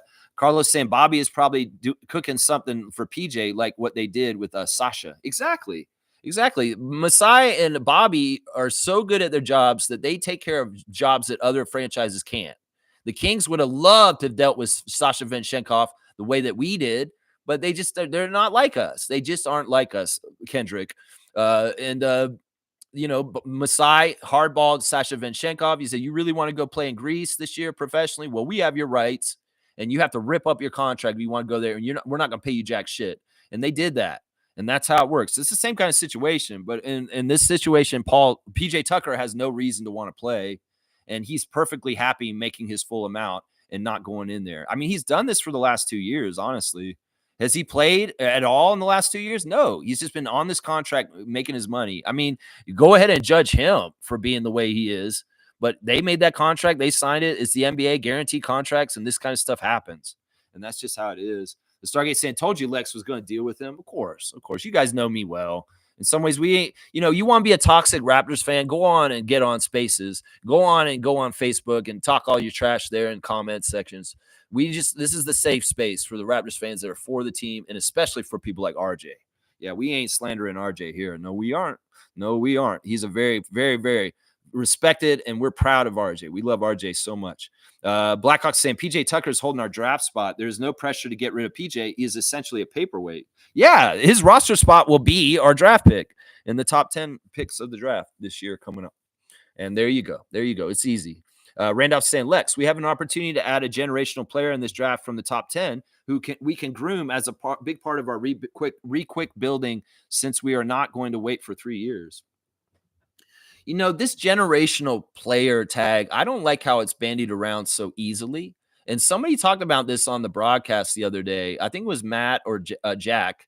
And they're saying, there's not like a LeBron James every draft. There's not a Victor Wembanyama every draft. There's not a Shaquille O'Neal every draft. And saying that people like Ace Bailey, Dylan Harper in particular, they brought this up. And this is what they were saying on the broadcast, because Rutgers is not going to be in the postseason. It's kind of like, that's a red flag. Let's just put it that way. Because if you're the best in college, you should be in the dance. You should be in March Madness. You should be playing the highest level like Marquise Noel did a couple years ago. And then you get shine. And then the NBA wants the best from college basketball. Well, the best in college basketball is in the tournament. And 2 of the top 3 picks supposedly are not going to make the tournament. I'm telling you, this label generational talent is being used too easily. And I don't even know if Cooper Flagg's a generational talent. Now, so they were trying to say on the broadcast, well, he gets after it. He plays the right way. He's a hard talent. He probably is. But he may be the only one on this draft that is a generational talent. So I don't know. I think that has a lot of weight to it. And a generational talent is Wembanyama, is Shaquille, is LeBron. It's not like a guy comes out or 5 guys in the draft and the top picks are generational talents. No, they're not. And in fact, some of these guys are projects, like Jack and Matt have been pointing out on the broadcast. They need time to learn in the NBA coming from college, and they're not ready to play already. So I would say this, Randolph, I like what you're saying. I do want to add a guy, and hopefully he will help to a quick turnaround and we rise up in the standings and be a playoff team next year, which, in some ways the spots are there for us to take. The Eastern Conference is weak, and the Raptors should be way better next year and be one of the top playoff teams. They should be top 6 next year. They should be. But we don't necessarily need a generational talent. We just need a good young player that can possibly be in our rotation next year, that can contribute, maybe on the same level as our rookies have this year. And they all get better, and that person gets better too coming after them, and that's fine. I'd like a 4 or 5, and that's why I like Common Malak. That's who I'd like. Yeah. I'm interested to see what happens and where we land. Trevor's saying Tyrese Maxey has some problem with his outside shot. 3 games, 0 points from outside shots. Okay, so he must be hurt if he's not getting good shot production outside, because that's, in some ways, you need muscles. And okay, that's interesting. He had a really bad game against us. Remember when we played the last time against the Sixers? Maxey had almost a goose egg against us. So I think he's been low-key hurt this whole time. Man, if I was the Sixers and all your players are hurt, just shut them all down. This season's a wash. Seriously, just go ahead and start over for next year. That's what I'm saying. G saying true about Stargate. Stargate saying, what was he saying? He's about the guy going off on him. Yeah. If he has any more comments, I'd love to read them. Seriously, I don't know if he will. We'll see. Carlos saying the way RJ scores inside is a work of art. Imagine how much he improves once he enters his real prime. That's the other thing, man. RJ's so young. And this is part of the reason why people will try and pull his shit apart. Like, they worked so hard to pull apart our fantastic second, our bench mob, our second generation of our championship, the Norman, OG, Pascal, Fred contingency. They were all gunning OG. We want OG out of here. We want Pascal out of here in Atlanta. We want this. We want that. Well, they're just doing the same damn shit. This MT guy's just doing the work of these assholes. coming in and saying, no, they can't have Brandon Ingram, RJ, Emmanuel, and Scotty. That's too much for the Raptors. This is the same kind of shit that they said like 5 years ago. They can't have Fred, Kawhi, Kyle, and Serge, and they can't have all these guys on the same team. It's just forces out there trying to weaken the Raptors. And well, our GM and our president are so good, they completely replenish our stocks of our shelves, and we're on the way up again. And they don't like that because they want us to be the Wizards. They want us to be the Hornets. They want us to be at the bottom, and we are too good to be at the bottom. And so when we get the new crop of players, all these assholes come out and say, oh, we can't have RJ. We can't have RJ and Brandon. This is what this is. It's crazy. It's so crazy, man. So crazy. Yeah. Let's see. Infamous is saying, salute, freaks. Glad to see that people are starting to come around on Walter. I stand by my prediction. He will surpass Grady eventually. Once again, just like I told Nako yesterday, this isn't competition. These guys are teammates. We don't have to gauge them against each other like this. They're going to be totally different flavors of ice cream, and they're going to be able to coexist and excel both together. I don't like this kind of line of thinking where it's like, okay, who's the better rookie, Shed or Mobo or Walter? I don't like this kind of stuff. And it's not Grady versus Jacoby. They're teammates. And in fact, they have a great synergy amongst each other. They share values of hustle and playing right and playing the right way as youngsters. And in some ways, Walter and Dick are bonded. In some ways, on other teams, maybe they look at each other as foes. And I can't play against you. I want to play against you. I need to beat you because I need to get the contract over you. In some ways, that is underlying, sure. But these guys sincerely really love each other and want to play for the best of each other. And they're not looking at it that way. So I don't want our Raptors fans to look at it this way either. Walter and Dick are not in competition, is what I'm going to say right now. Dick has a very specialized way that he plays with his three-point shooting and his scoring, the way things. Jacoby's a different flavor, and they can both be on our team because they offer different things. And in some ways, it's not a competition, is what I'm going to say. Is surpassing him? Well, I want them both to be very, very good. And whatever levels they get to independently, that's great. And it doesn't have to be them gauging against each other. It's gauging themselves against themselves from yesterday. And that's it. Let's see. Carlos saying we have fans that should go into accounting the way they care about the salaries. No, really. I mean, I don't get it, man. I don't get it. They don't understand things. And like I said, go watch Logical Raptors Fanatic. He can explain it all to you guys. He will explain it to you. Logical Raptors Fanatic on YouTube. Go watch his channel. He can explain it all real easy. Blake Murphy, another person to explain it to you in his articles. His salary cap primer comes out all the time. And he can tell you exactly where they're at after the trade deadline. Just go look at Blake Murphy's stuff. Samson Falk, another great salary cap flexologist, knows what he's talking about too. That's right. These are the people should be listening to, not keyboard warriors. Not keyboard warriors. That's right. Stargate saying, I kind of figured Maxey was injured since that last game with us. Did seem himself at all. I know he was really not good. Like, it was amazing. Like, I was like, wow, Maxey is really, what is wrong with him? He's obviously hurt. He's obviously hurt. Blackhawk saying, Lex, if we get a top pick, Masai and Bobby have wonderful decisions to make. I'd rather have these problems than not. Yeah, but I don't want, like I said, I'm thinking about the money. Getting Cooper is not realistic. Getting Cooper's stupid and silly. If we happen to get the first round pick, well, that could be a headache because that may mean we do have to do some things juggling around with our salary cap because the pay of a first round pick is a lot higher than a fifth pick or a sixth pick or a seventh pick. It's just the illustriousness of it. So in some ways, you get the higher draft pick. That's the part that nobody wants to talk about is you have to pay more into your cap for that person. And in some ways, it's smarter to get a bargain, right? Like, think about this. Jacoby Walter got picked at 19th instead of 7th. You think that the pay for Jacoby is a lot different at 19th than 7th? And, well, he's the same player if he's picked at 7th or 19th, right? So we get Jacoby at a bargain. Same thing with Grady. Grady was 13th, and he could have been 7th, and he would have been paid more. So in some ways, getting a later pick with especially if there's a tier system in the draft where there's really only 3 guys that are top notch, Bailey, Harper, and Cooper, and then the guys from 4 to like 15 are all similarly talented wise as far as impact. Well, why would you want a later top 10 pick? Seriously, why would you want the 4th pick and pay for the 4th pick and the drop off from the top 3 picks to the 4th pick? Is just the same as the 4th pick is just as good as adding to your team as the 9th pick. That's what I'm saying, Raptors fans. Think about this and what I'm saying. Well, think about what I'm saying here. James is saying RJ was the toxic asset, but he's clearly better than Quickly. Once again, guys, we're not comparing these guys to each other. In some ways, it's not worth it. It just doesn't make sense. RJ was only toxic because his money was so high and they didn't like his efficiency. He was missing a lot of shots. He had turnovers, and he was a one-dimensional player to a degree in New York. It was just scoring. He wasn't a good defender, and he wasn't passing like he is now. He's a more well-rounded player at this point. He's playing better defense, and he's a more better playmaker at this point. His playmaking is amazing. Honestly, RJ is one of the best passers on our team at this point. Some of the stuff he was doing with Boucher in the last couple games, amazing. Amazing passes right on the money and setting guys up for success on making the assist and making the shot.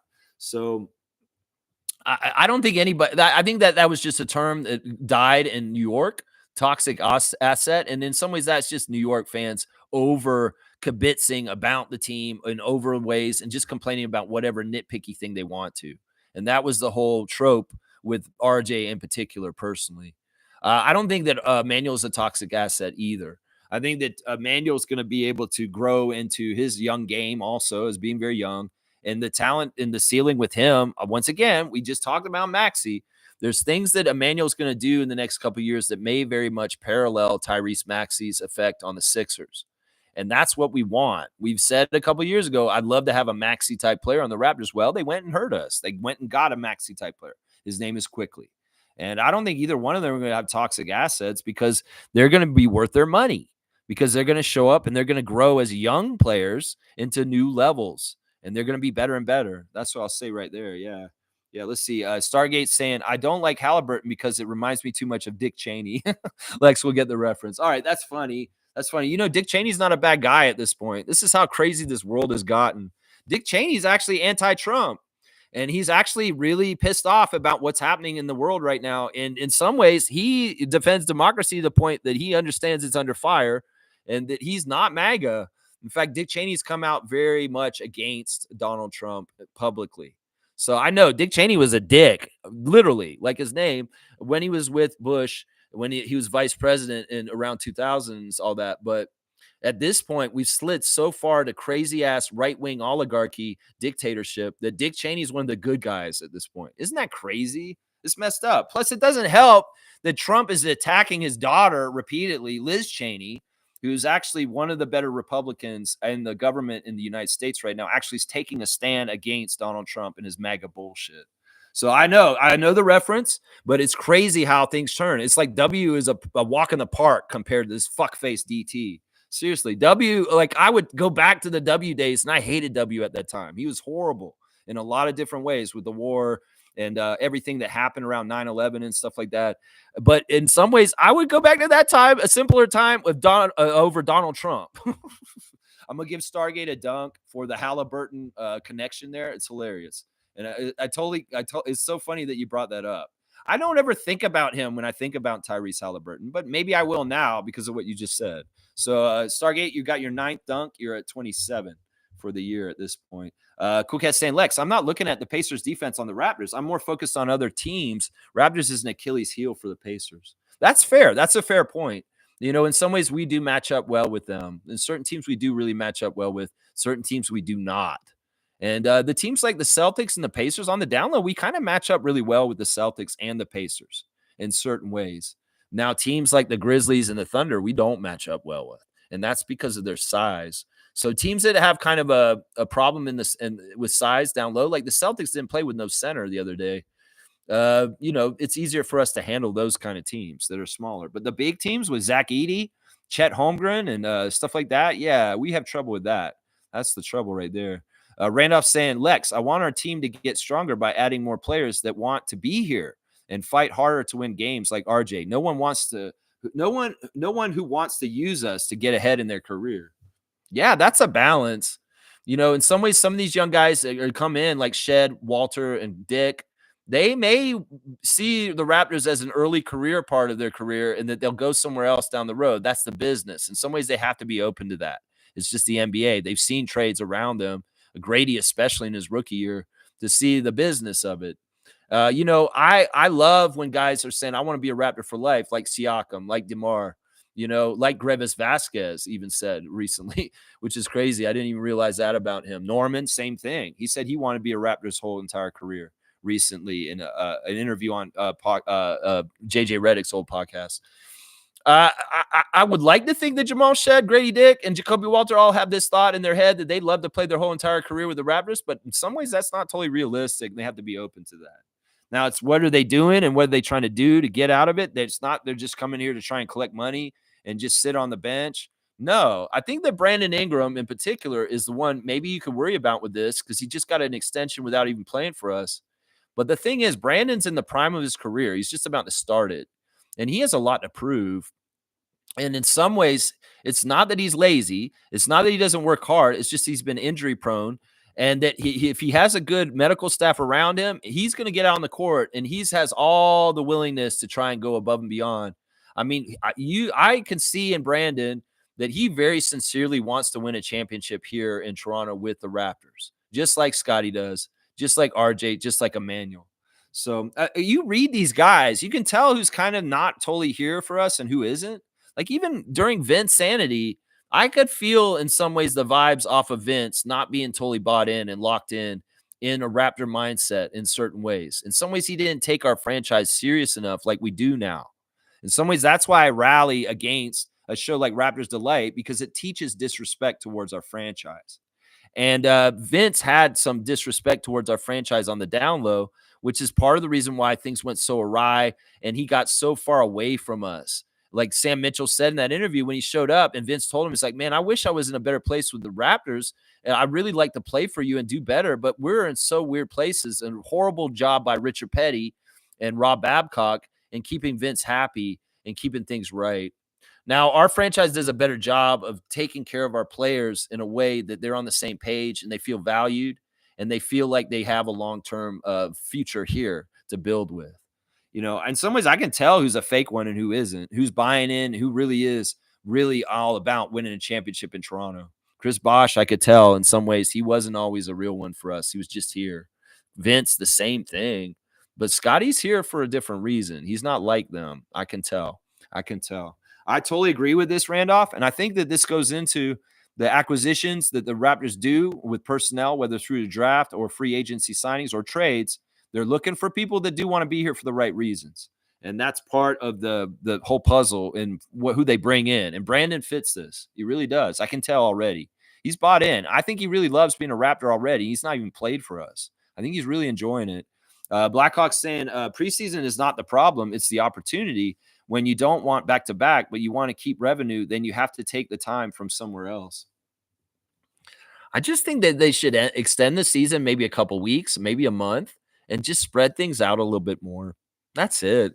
And really get with the NHL and have specific nights of the week where maybe NHL's really heavy in this day of the week, and the NBA is more heavy on these days of the week. And that way they're really flipping with each other more often, I know it's not exactly an exact science or easy to do exactly, and there may have to always be a back-to-back somewhere. But if they started limiting them, maybe they could cut down the amount of back-to-backs. I think that all the teams average about 12 to 15 a year, and maybe they could cut them down to under 10 a year, and that could be enough of a kind of a change that'll help it. Maybe they do the back-to-backs in different ways where they cut out certain kind of travel back-to-backs that are just not very easy to do at all.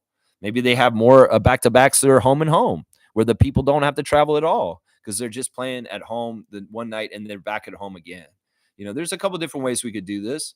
Blackhawks saying start the regular season earlier by getting rid of preseason. Yeah.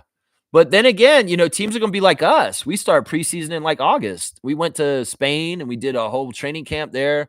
And we did another training camp. Some teams are going to game it and get ahead either way. I mean, I'm not against adding the season at the beginning instead of the preseason, but I think that it is important to have at least 3 preseason games ahead of the regular season, just as warm-up, gimme games, just to start and get the flow of it. At least 3, maybe 4. And maybe you start that in September, and then boom, you started the season before the end of September, and everything's stretched out more. It's interesting that we're think tanking on this today on a Thursday about that kind of stuff. It's very interesting. Let's see. Infamous is saying the Pacers are ranked 21st defensively in the league this year as of February. Y'all stop it. I know. I'm trying to say here. Come on now. Cool Cat saying Lex. Siakam has been awful returning from All-Star break. He needs his rest rhythm. He only got 2 days of rest. Laugh out loud. A lot of other All-Star players not efficient either. I know that's what he's saying. I was joking that he was doing a rope a dope, kind of trying to tell us he's tired. I believe he is, because honestly, he didn't have the output that he normally does. He only had 15 points. He wasn't like the key guy. He was out there playing fine. He was getting up and down the court. It was fun to see him battling with Jakob. But no, I'm sure that he's tired, because the All-Star break is not a break. And you go there and you do all that stuff and that travel, the rigmarole of the press and everything that comes with it. Yeah, I mean, I totally agree with this. As far as Siakam being tired, I mean, he said it. Blackhawks saying Siakam can get rest while the playing games are running. He will be all right. Besides, coach can give him a night off. Yeah, yeah, yeah. Siakam's gonna be fine. I mean, he's one of these guys that he's like the Energizer Bunny. We say he can't afford to be tired. Well, he's tired right now, but man, he's the kind of guy that gets a second wind and he'll be fine. We'll see. We'll see how it does. Rick Carlisle's a smart guy. He'll load manage him near the end of the season so he's fresh for the playoffs. And that's the most important thing right there. That's the most important thing. Name is saying, yeah, we want Cooper. We don't care about salary cap implications. We're not the capologists, nor is it our money. Give me the number 1 pick, regardless of his future salary. That's ridiculous. I just disagree on this. I mean, I understand why people want number 1 pick, and we could get the number 1 pick. That's the crazy thing. We could finish 10th or 9th in the league at the bottom, 9th from the bottom, and we get the first round pick because the play-in team got the first round pick last year, the first pick. So it's possible we could get the pick whether I want it or not, just because of very lucky draft lottery. And well, we'll just have to see. In some ways, that's part of the reason why I don't care about the draft odds, because I know that if we get anywhere from 5 to 10, we're going to get a better price on a comparable player. And I'm not all into Cooper Flag like this. I don't know if you're being sarcastic, Nameless. I can't read sarcasm through this. Cool Cat saying our previous statement about Koloko wasting on the Lakers bench sure turned out to be true. Heartbroken. He has all the opportunity in the world, too. Davis is gone, and they're still not utilizing him. Well, it's the Lakers. What do you get? You get what you get. They're like that. They're waste people all the time and stuff like that. I feel bad for Koloko, too, but we called it as soon as he went there. I said this. I was like, man, Christian, this is a bad move for you. You're on the best development team in the league, the Raptors already. Why do you want to go to L.A.? Just to play with LeBron? Just because Rich Paul and Clutch told you to? Man, that's what I was saying. That may be good for LeBron. That may be good for the Lakers, but it's not good for Christian Koloko. And it's turned out to be true. Look, I say a lot of things and predict a lot of things on this channel, and my percentage of being right is pretty damn good. Let's just put it that way. And this one's one of them right here, a Koloko on this. I feel bad for him too, Cool Cat. I really do. Stargate saying, Lex, DeMar was not this good on defense in his first year. In some ways, Jacoby is ahead of the game defensively than DeMar was at this stage. Offensively, okay, yeah, I get the comparison here. You know what? I'll give you this.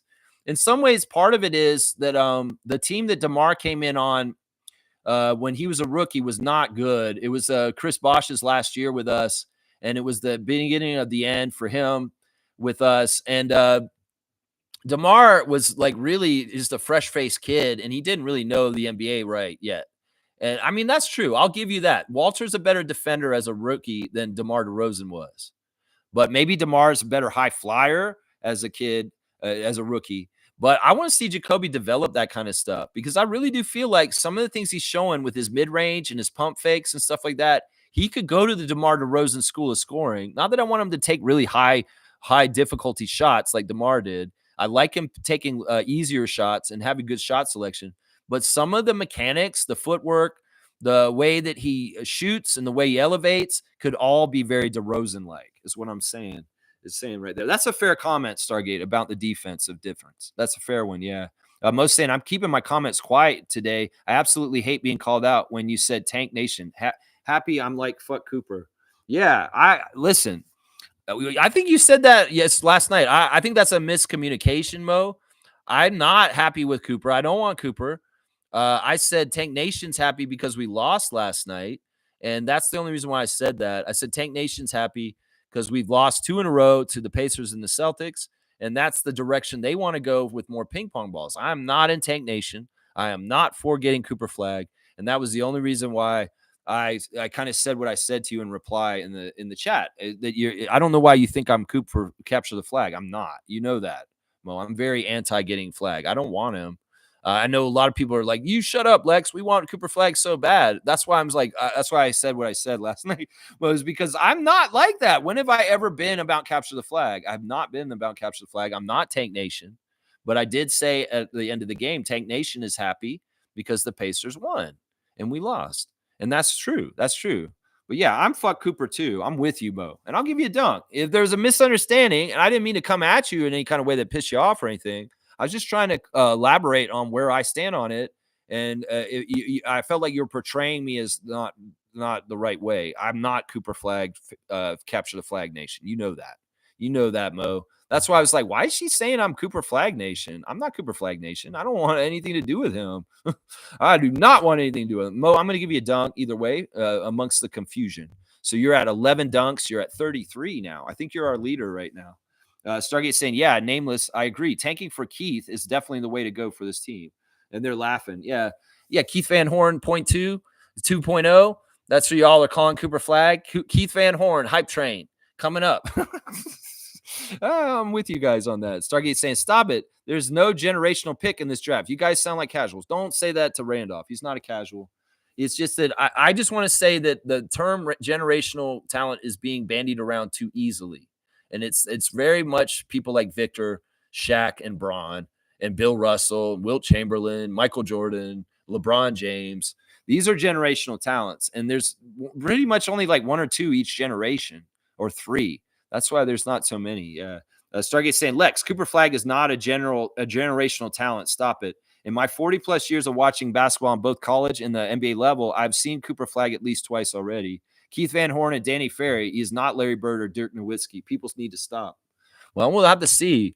You never know until you get tested. Now, Grady Dick's the cautionary tale for me, because I looked at him in college. I said, man, this guy can't play in the NBA. And I've been very wrong. There's an opportunity to say, hey, Lex's prediction was wrong about Grady Dick, because I was very wrong. I scouted him horribly. I said, this guy will never be able to play in the league. He's not strong enough. He's too slow. And well, then we drafted him, and I was like, oh, crap, I got to trust in Masai. And I'm glad I do trust in Masai, because he was right and I was wrong. And I have to admit that every single time when I see Grady Dick out there, that I was wrong when I scouted Grady Dick and that he was the right pick. And I'm very happy he's on our team. So in some ways, I got burned on Grady. So in some ways, I'm not willing to go all the way with you on this with Cooper Flag yet. We have to see first. And it could very well be he is pretty good. I mean, if he's better than Dalton Connect, I don't know. We'll have to see. Nameless is saying, interesting, Stargate. That is quite a wealth of experience. 40 years of watching all that. Yeah, there you go. Nameless saying, I don't care if it's Cooper, to be honest. I just want the first selection to let Bobby cook. Yeah, but that's not helping Bobby Cook. What's helping Bobby Cook is a room in the salary cap for him to maneuver and get bit players around also the draft pick. And if you get the first pick in the draft, that takes all the money out of our coffers. And that's what I'm trying to say, Raptors fans. Don't wish for the number one pick. Wish for a good, decent pick from 5 to 10. That's where we want to be, in that sweet spot in there. We don't even want top 5. Seriously, we don't. We want 5 through 10 and let Bobby Cook there and just see what he gets in that area right there. That's what I'm saying. Stargate saying Ace Bailey is basically Alex Sarr from last year. Put Alex Sarr from last year in the NCAA and Rutgers in that system. He's exactly like Ace Bailey. I would tend to probably agree with this, that, the overhype of Rizeche and Sarr, we're seeing what they're contributing right now. And it's not all that. The Wizards actually have better rookies in Carrington and the other one than Sarr. It's kind of crazy. They have really good rookies in Washington, like we do. They have the best rookies. And Bub Carrington, and what was the other guy that they got other than Sarr? I don't even remember his name. They're better than whatchamacallit, Alex Sarr. There were 3 Washington players at the Rising Stars, and I don't remember the third one other than Sarr and Bub. Who was that? He was on the team with Bub Carrington.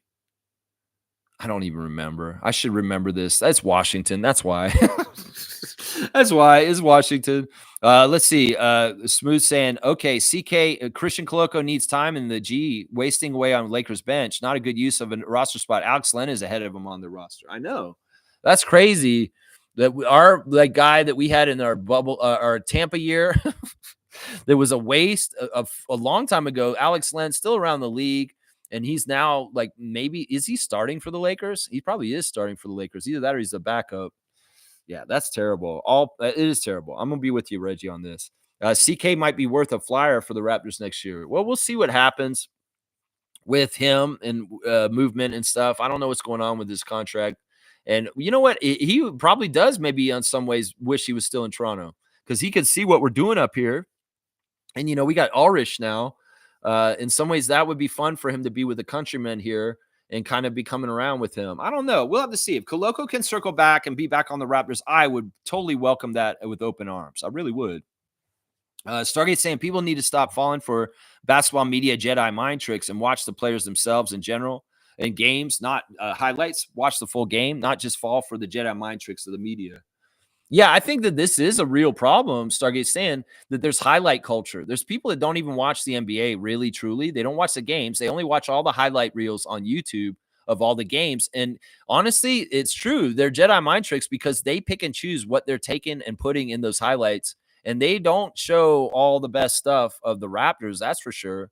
The Raptors may win a game, and the highlight reel may be primarily their opponent with all their highlights and not even any of ours, even though we won the game. So it does shape a lot of opinion. And fans that do not watch complete NBA games and only watch highlight reels are not knowledgeable. And Stargate is exactly right on this. Exactly right on this. Nameless is saying if Toronto lands number one, I would not be surprised if they flip it. That's just how we roll, unorthodox and weird. I want them to in that situation. If we got the number one pick, I don't want to keep it. I want to trade it and flip it. That's what I would want Bobby and Masai to do. And other fans would be like, oh my gosh, we'd have Cooper. We'd have number one. In some ways, that's kind of what I want them to do. Seriously, is flip it. Just like what Nameless is saying here. Yeah, Impa is saying Cooper's not even close to a generational talent. Dude could end up being Keith Van Horn. That's what I'm saying. That's what I'm saying. Hype trains on college players. I don't believe them anymore unless they physically look like Victor. And I see Victor Van Baalen. Okay, yeah, this is real hype. This is real hype. Look at that man, how tall he is, 7'5". But with this, I can't believe it totally until I see it in the NBA proven in games. And in some ways, I don't believe Cooper Flag, just like a lot of people in here don't. Exactly. That's what I'm saying. Nameless is saying also here, here's what I know.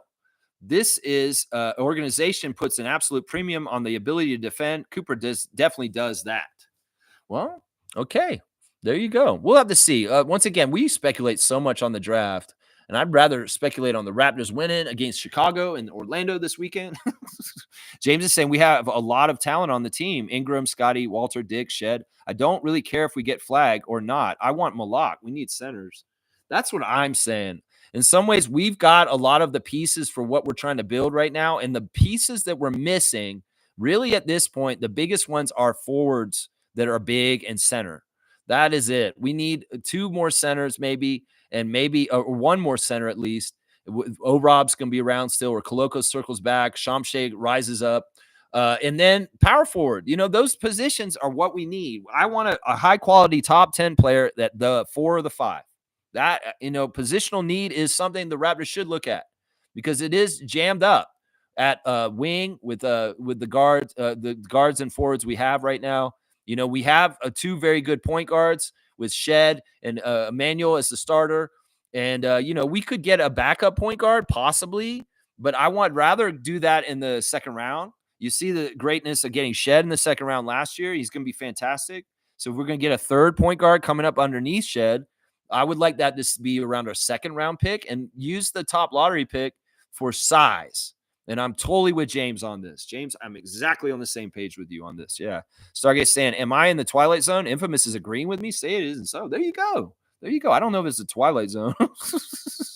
I don't know what it is. Most saying, on to the next one. W Stream, Lex, W Vibes. Go Raptors for life. Keep at it always, Lex. Raptor Free Crew, strong forever. Limit my comments. Yeah, I'm at 2 hours right now. Mo, I love you. You are awesome. The Raptors going to be on a road trip. You give you a rest to stay at home. Yeah, we do have a 9:05 game tomorrow. also with the Raptors playing the Chicago Bulls in Chicago. So I'll have a double preview tomorrow for both the games. We're playing Wisconsin Herd for the G League game in Wisconsin against the Bucks G League team. There you go. And peace, y'all. Peace out. Stargate saying, Lex, I was talking about college in reference to the draft with that media mind trick comment. Yeah, not only that, but the highlights like we are just talking about, but also the hyping up of different players and even the sewering of certain players too. It's crazy. You know, sometimes players are built up more than they should be, and some players are not getting the attention that they should be. You know, in some ways, Jonathan Mobo is a symbol of that. He wasn't getting hardly any attention for this draft, but he was a very capable NBA player that came from a Division II team, San Francisco. He was under the radar. And that's what I'm saying. You know, for every Bronny James or whatever player that gets overhyped, there's players that are under the radar that should actually be in the NBA, that could play in the NBA, but just never get the opportunity. So that's a weird thing. Sometimes the wind doesn't blow in your direction to help you in that way. It could be all kinds of different reasons. And maybe you didn't kiss the right asses sometimes. Yeah. All right. Trevor's got me saying classic card. And he's exactly right. It is time to do the classic card. All right. Who is that? Oh, man, this is going to be a hard one, guys. Did we do this guy before? You know what? I think we had this card before, so I'm going to go ahead and skip it. And it's a hard card. I don't feel like doing it again. It'll be like pulling teeth. Okay, this one's good. All right, we'll do this one. Here is the classic card of the day. First person to write in the full name of the answer will get the classic card trivia points for today. Here we go. This is not going to be a hard one. I don't think I'll give many points for this. If you can see the card from there, you'll be able to tell who it is. This is somebody who's been in the NBA, lifelong NBAer. He's still around the NBA right now. Not as a player, obviously, but he's still around the NBA. I believe, where is he at right now? I'm trying to think. He might be on the Lakers right now. I think that's where he is. I'm not totally sure where he is. So do you guys know who this is? This player right here? He never played for the Raptors, but he might have played for – no, he didn't play for the Raptors ever. Never, ever played for the Raptors. Nobody knows the classic card of the day. Can you not see him? Is that why? I didn't bring it close enough. I brought it in. You can see his face when I bring it in. That should tell you who it is. This is not a hard card. I'll say that. There you go. Smooth nose. Of course, Reggie's going to get it. That's Brian Shaw, assistant coach Brian Shaw. I believe he's with the Lakers right now with JJ. Isn't he on that team? I've seen him on a bench recently. I know he's in the NBA as an assistant coach for somebody. I want to say he's in the Lakers, though. Brian Shaw, that doesn't look like him right there. He looks weird right there. Yeah, 100 points for Smooth on Brian Shaw for the classic card of the day. Yeah, that's not a horribly tough one. Honestly, he was pretty well known. Let's see, 100 points for Smooth. Boom goes the dynamite. All right, let me run through my tabs. You know what? I didn't do a reaction to the 905 game real quick. I'm going to do that right now. My stars of the game for the 905 yesterday, losing in overtime. It was really too bad. Honestly, they played really, really well and were winning most of the game. The refs were giving them a lot of calls. They had good leads. They let Oklahoma City get back into the game in the second half, and then they tied it up at the end, and they just stalled out. The 905 just couldn't score. And the problem was in the Elam ending, it was only a 7-point point total score that they needed to get. They needed to get to 122. And the Raptors came out and scored the first basket in the Elam ending, but then they didn't score again. And Dylan Jones of the Oklahoma City Blue took over at that point and just went right at the basket and made layup. He made like 4 layups in a row and won the game. It was annoying. Two-pointer. And we couldn't stop him. We had no defense at that point. Dylan Jones won the game for the Blue last night by scoring like 4 consecutive layups right in a row. It sucked. It was so bad. But my star of the game for yesterday's game against the Oklahoma City Blue was Eugene Moroy. He was carrying. Maple Draymond was out there. He got a double-double. 10 of 21 from the field, 1 of 4 from 3, 3 of 4 from free throw line, 8 offensive rebounds. Eugene was on it. 10 rebounds altogether, 7 assists too. 2 blocks, 2 turnovers, a -3 with 27 points in 37 minutes. Yeah, Eugene was a badass. He was really, really fighting hard out there trying to help them. Frank Kaminsky is my second star of the game. Frank was a force with another double-double himself. 8 of 16 from the field, 50% shooting, 3 of 8 from 3, 4 offensive rebounds for him for 11 rebounds, 7 assists, 1 steal, 2 blocks, 3 fouls, a -5 with 19 points in 36 minutes. He's very, very good. And my third star is Evan Gilliard as the starting point guard, 6 of 11 from the field in 32 minutes, 2 of 4 from three, 2 rebounds, 7 assists, 2 steals, 1 block. He did have 4 turnovers, a +6, though, with 14 points. Honorable mention, Jamison Battle got hurt in this game, guys. He might have a broken nose. I need to let you guys know this. This is important. He was playing. Well, Brandon Carlson had a revenge game to an extent. He came out and bombed 2 threes on us right away and helped the Blue get a 10-point lead right away. And then we came back and evened it up by the end of the first quarter so that it was 35-35. But Carlson was coming at us for cutting him and him being on the Blue.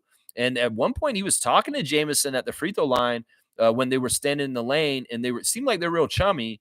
But then a few minutes later, Jamison was trying to come around a pick by Brandon Carlson, and he stuck his shoulder into his face and broke his nose. So Jamison Battle has a broken nose, guys. It's not publicly out yet, but he does. It was bleeding like crazy, and he couldn't finish the game. He had to leave after only 22 minutes of play. 4 of 8 from the field, 2 of 3 from three, 4 rebounds, 1 block, 10 points for Jamison while he was out there. He was hitting his three, and he was looking real good, but he had to leave. Him and Disu got hurt during the game and could not continue and finish the game. So that's bad. In some ways, Battle may be out for a little bit because he has a broken nose, guys, just so you know. AJ Lawson, really bad game yesterday. AJ just can't buy a layup right now. It's annoying. He gets all the way to the basket. He blasts by people, and he has an easy-ass layup, but it doesn't go in. So do better at converting, AJ. 3 of 17 shooting. Really, really bad. 1 of 6 from 3. 9 rebounds, though. 1 assist, 1 steal, 13 points for AJ Lawson. Disu had 0 points in 6 minutes before he got hurt, and he had to leave. Tyreek Key came in for 9 minutes, 0 points. Quincy Guerriere, 5 minutes, 0 points. Jared Rhoden off the bench, 14 points on 6 of 15 shooting with 4 rebounds, 2 assists, and a steal. He did have 5 fouls. Charlie Brown, not bad, but not shooting totally great. 3 of 11 from the field, 7 rebounds, 3 assists, 3 steals, 7 points, a +5. Charlie Brown's been playing better and better, more team-oriented, and he really is a good defender. So I'm coming around on Charlie Brown Jr.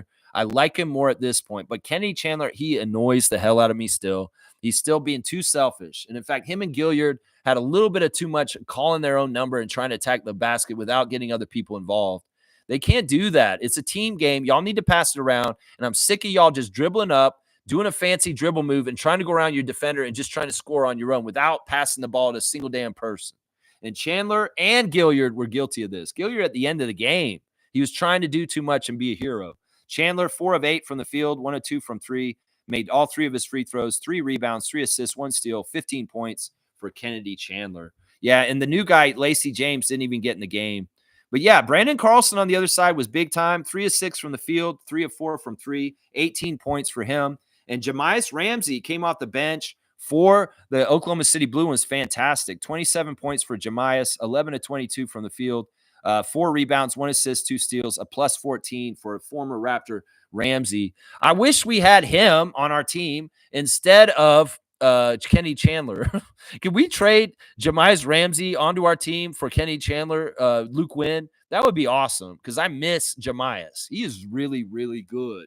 Really, really good. As I said, Dylan Jones, the key guy at the end, he had 20 points and 10 rebounds and 8 assists, just 2 assists shy of a triple-double.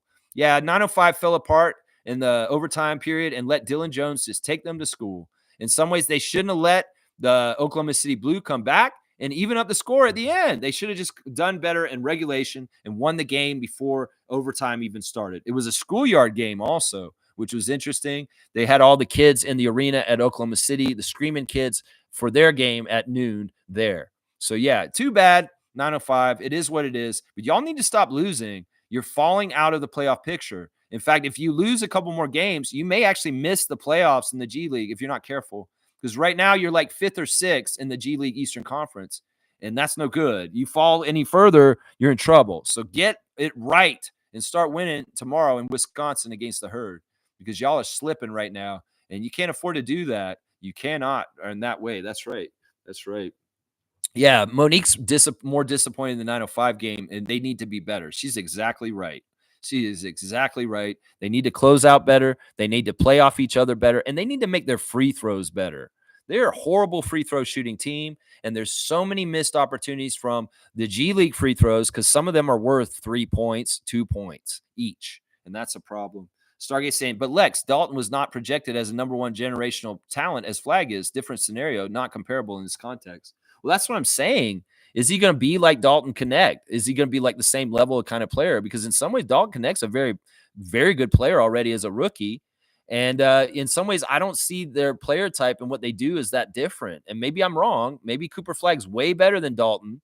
And but that's what I'm saying. That's why I feel like he's overhyped. In some ways, it's like, are these guys kind of similar? In some ways, maybe. I don't know.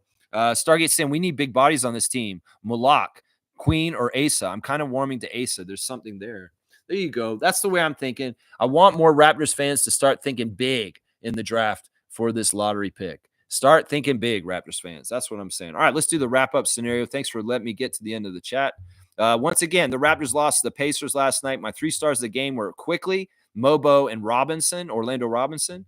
My stars of the game for the 905 that I just did, Eugene Omoruyi, Frank Kaminsky, and Evan Gilliard Jr. Yeah, it was a tough game for 905. Once again, they really should have shot better at the free throw line. They shot 69%, missed 5 free throws. Some of those points were more than 5 points. And the free throws, they could have shot better too. I mean, 3-pointers, they could have shot better. They shot 30% at 3 and got outshot at the 3-point line by the Oklahoma City Blue. Yeah, tough game. In some ways, the 905 are learning lessons just like the Raptors are. Instagram stories, should I just skip them today? Because in some ways, I didn't even do them. There's Mobo's Jam. There's IQ had a really cool fit coming into the game. He looked like he was from another dimension. What he was wearing, the flame thing. Toronto Tempo Prez. Teresa Resch is putting Diana Taurasi on blast now that she's retired. Young Osh had a good fit coming in. Cozy fit coming in with the relaxed jeans. And his fiance loves it too. That's all you, babe. There you go. Jared Roden got a nice cut on his Instagram stories. He got a new haircut. That's what I see there. Let's see. They're showing highlights of Norman at the 3-point contest from the All-Star break, Starry 3-point contest, taking pictures and talking to the media there. That's cool stuff. Let's see. Scotty is putting on blast the trade school. He's got a cute little commercial with this dopey guy with sky goggles on who's talking about, yeah, people don't know what they're talking about when they talk about the game and stuff like that. And Scotty's just talking about trade school and going to get trades. Training is a smart thing for people to earn some money. Slim Duck's putting on blast a doctor. I'm not even sure who this is. Riley Williams, orthopedic surgeon. Maybe he did some work for Slim Duck. Maybe he knows him personally or something. But this is rare that you see a player putting on blast a doctor on his Instagram for some reason. I'm not even sure why. I have no idea why. Toronto Tempo is showing all kinds of swag and stuff. That Sephora free hat, last chance to get it. With a minimum $75 purchase at a Sephora store, you get a free Toronto Tempo hat. So if you want a free Toronto Tempo hat, go to Sephora and spend $75. It's your last chance to do it today, apparently, is what they're saying right there. You can do it at the Eaton Center and a bunch of other malls around the city. Square One, Scarborough Town Center, Union Station. They all have the Sephora hats. That's right. Let's see. There's Eugene Omoruyi with a bank shot in the game yesterday against the Blue. It was a nice 3. It was a nice little shot, bank shot. It was cool. Very, very good. There's his stat line. Charles Oakley has got an interesting graphic saying who would win, the Knicks from 94 versus the Knicks now. John Starks, Derek Harper, Anthony Mason, Charles Oakley, and Patrick Ewing versus the Knicks that are starting now. Who would win that matchup? I wonder who would win that, Ewing's team or Cat's team. That would be very interesting. There's your Instagram stories real quick, flying through them real quick right there. Let's see. Anything on Instagram, on Blue Skies that I should talk about right now? They're saying that Blake Murphy's saying that Jamison Battle has come back to the Raptors. He left the 905 with a nose injury, so he's probably not going to be playing. Like I said, I think he's broken his nose, and because he can't play, they don't want him traveling around with the G League team. He might as well be like Shamshay and be in street clothes on the bench with the Raptors learning at that level. So that's why Jamison's called up. I'm pretty sure his nose is broken, and he will not be dressing for the Raptors on this road trip. He'll just be following along with them. So that's an interesting little thing right there. Doug Smith is telling everybody to get out there and vote. And he's saying, just like what I'm saying today, don't vote for Doug Ford. So, yeah, let's do this. Get out there and vote. Thank you, Doug Smith of the Toronto Star, for promoting this and saying that. Raptors Reddit, Let's see what they're saying on Raptors Reddit real quick. Is there anything interesting on Raptors Reddit this morning? They have the Kevin Garnett and Paul Pierce talking about approving of the Raptors and the Brandon Ingram trade. That's what's on there. And they're talking about the 51 piece that Vince Carter dropped on Phoenix 25 years ago today. I was at that game. That was an afternoon game. That was an amazing game. The first game on NBC for the Raptors ever. And they're also got the rumor that was there a rumor that there was a deal in place that they would have traded Vince Carter and Antonio Davis to the Mavericks for Steve Nash and Dirk Nowitzki. You know, that rumor, I remember it from back in the day around that time. That rumor is true, that there was a deal that was trying to be kind of worked out in some ways to get Nowitzki and Nash in Toronto for Vince and Antonio Davis. I remember that rumor from back then. Was a very true rumor. I don't know if there was actually any real stuff behind in the front office, though. That's what I say. All right, those are Raptors Reddit check-in right there. Nothing really interesting on ESPN. And there's no birthday today, unfortunately, guys. Y'all check out the Kensington Variety VIP Club. Always fun stuff going on over there. Yeah. Seymour saying the Knicks from 94 easy. Go vote. There you go. I love that, Seymour. Thank you, Sheriff. Thank you for encouraging Torontonians, Scarboroughites, people from your old hometown here to get out there and vote. Thank you, Sheriff City Slicker. And yeah, you think the Knicks with Anthony Mason and John Starks would beat the Knicks with OG and Mikal Bridges? Yeah, I might go with you on that. All right, y'all. Thanks for watching my reaction today to the Raptors games yesterday. I'll be back tomorrow with previews for Raptors 905 at Wisconsin Herd and Raptors at Chicago Bulls. It's 9:30 in the morning. I'll be back then. Thank you for watching me, and I appreciate everybody for joining me today. Let's go Raptors. Let's go 905. Let's go Tempo, and let's go Team Canada basketball. I love y'all. Let's go. Woo! Raptors forever, baby. And y'all don't be coming at RJ in negative ways. RJ is a hometown hero, and we love him. When we covet him, and we want him on our team for a long, long time. There's no reason why RJ has to go anywhere. And people that talk about RJ needs to go somewhere, well, maybe you need to go somewhere, is what I got to say. I got to go watch Survivor now.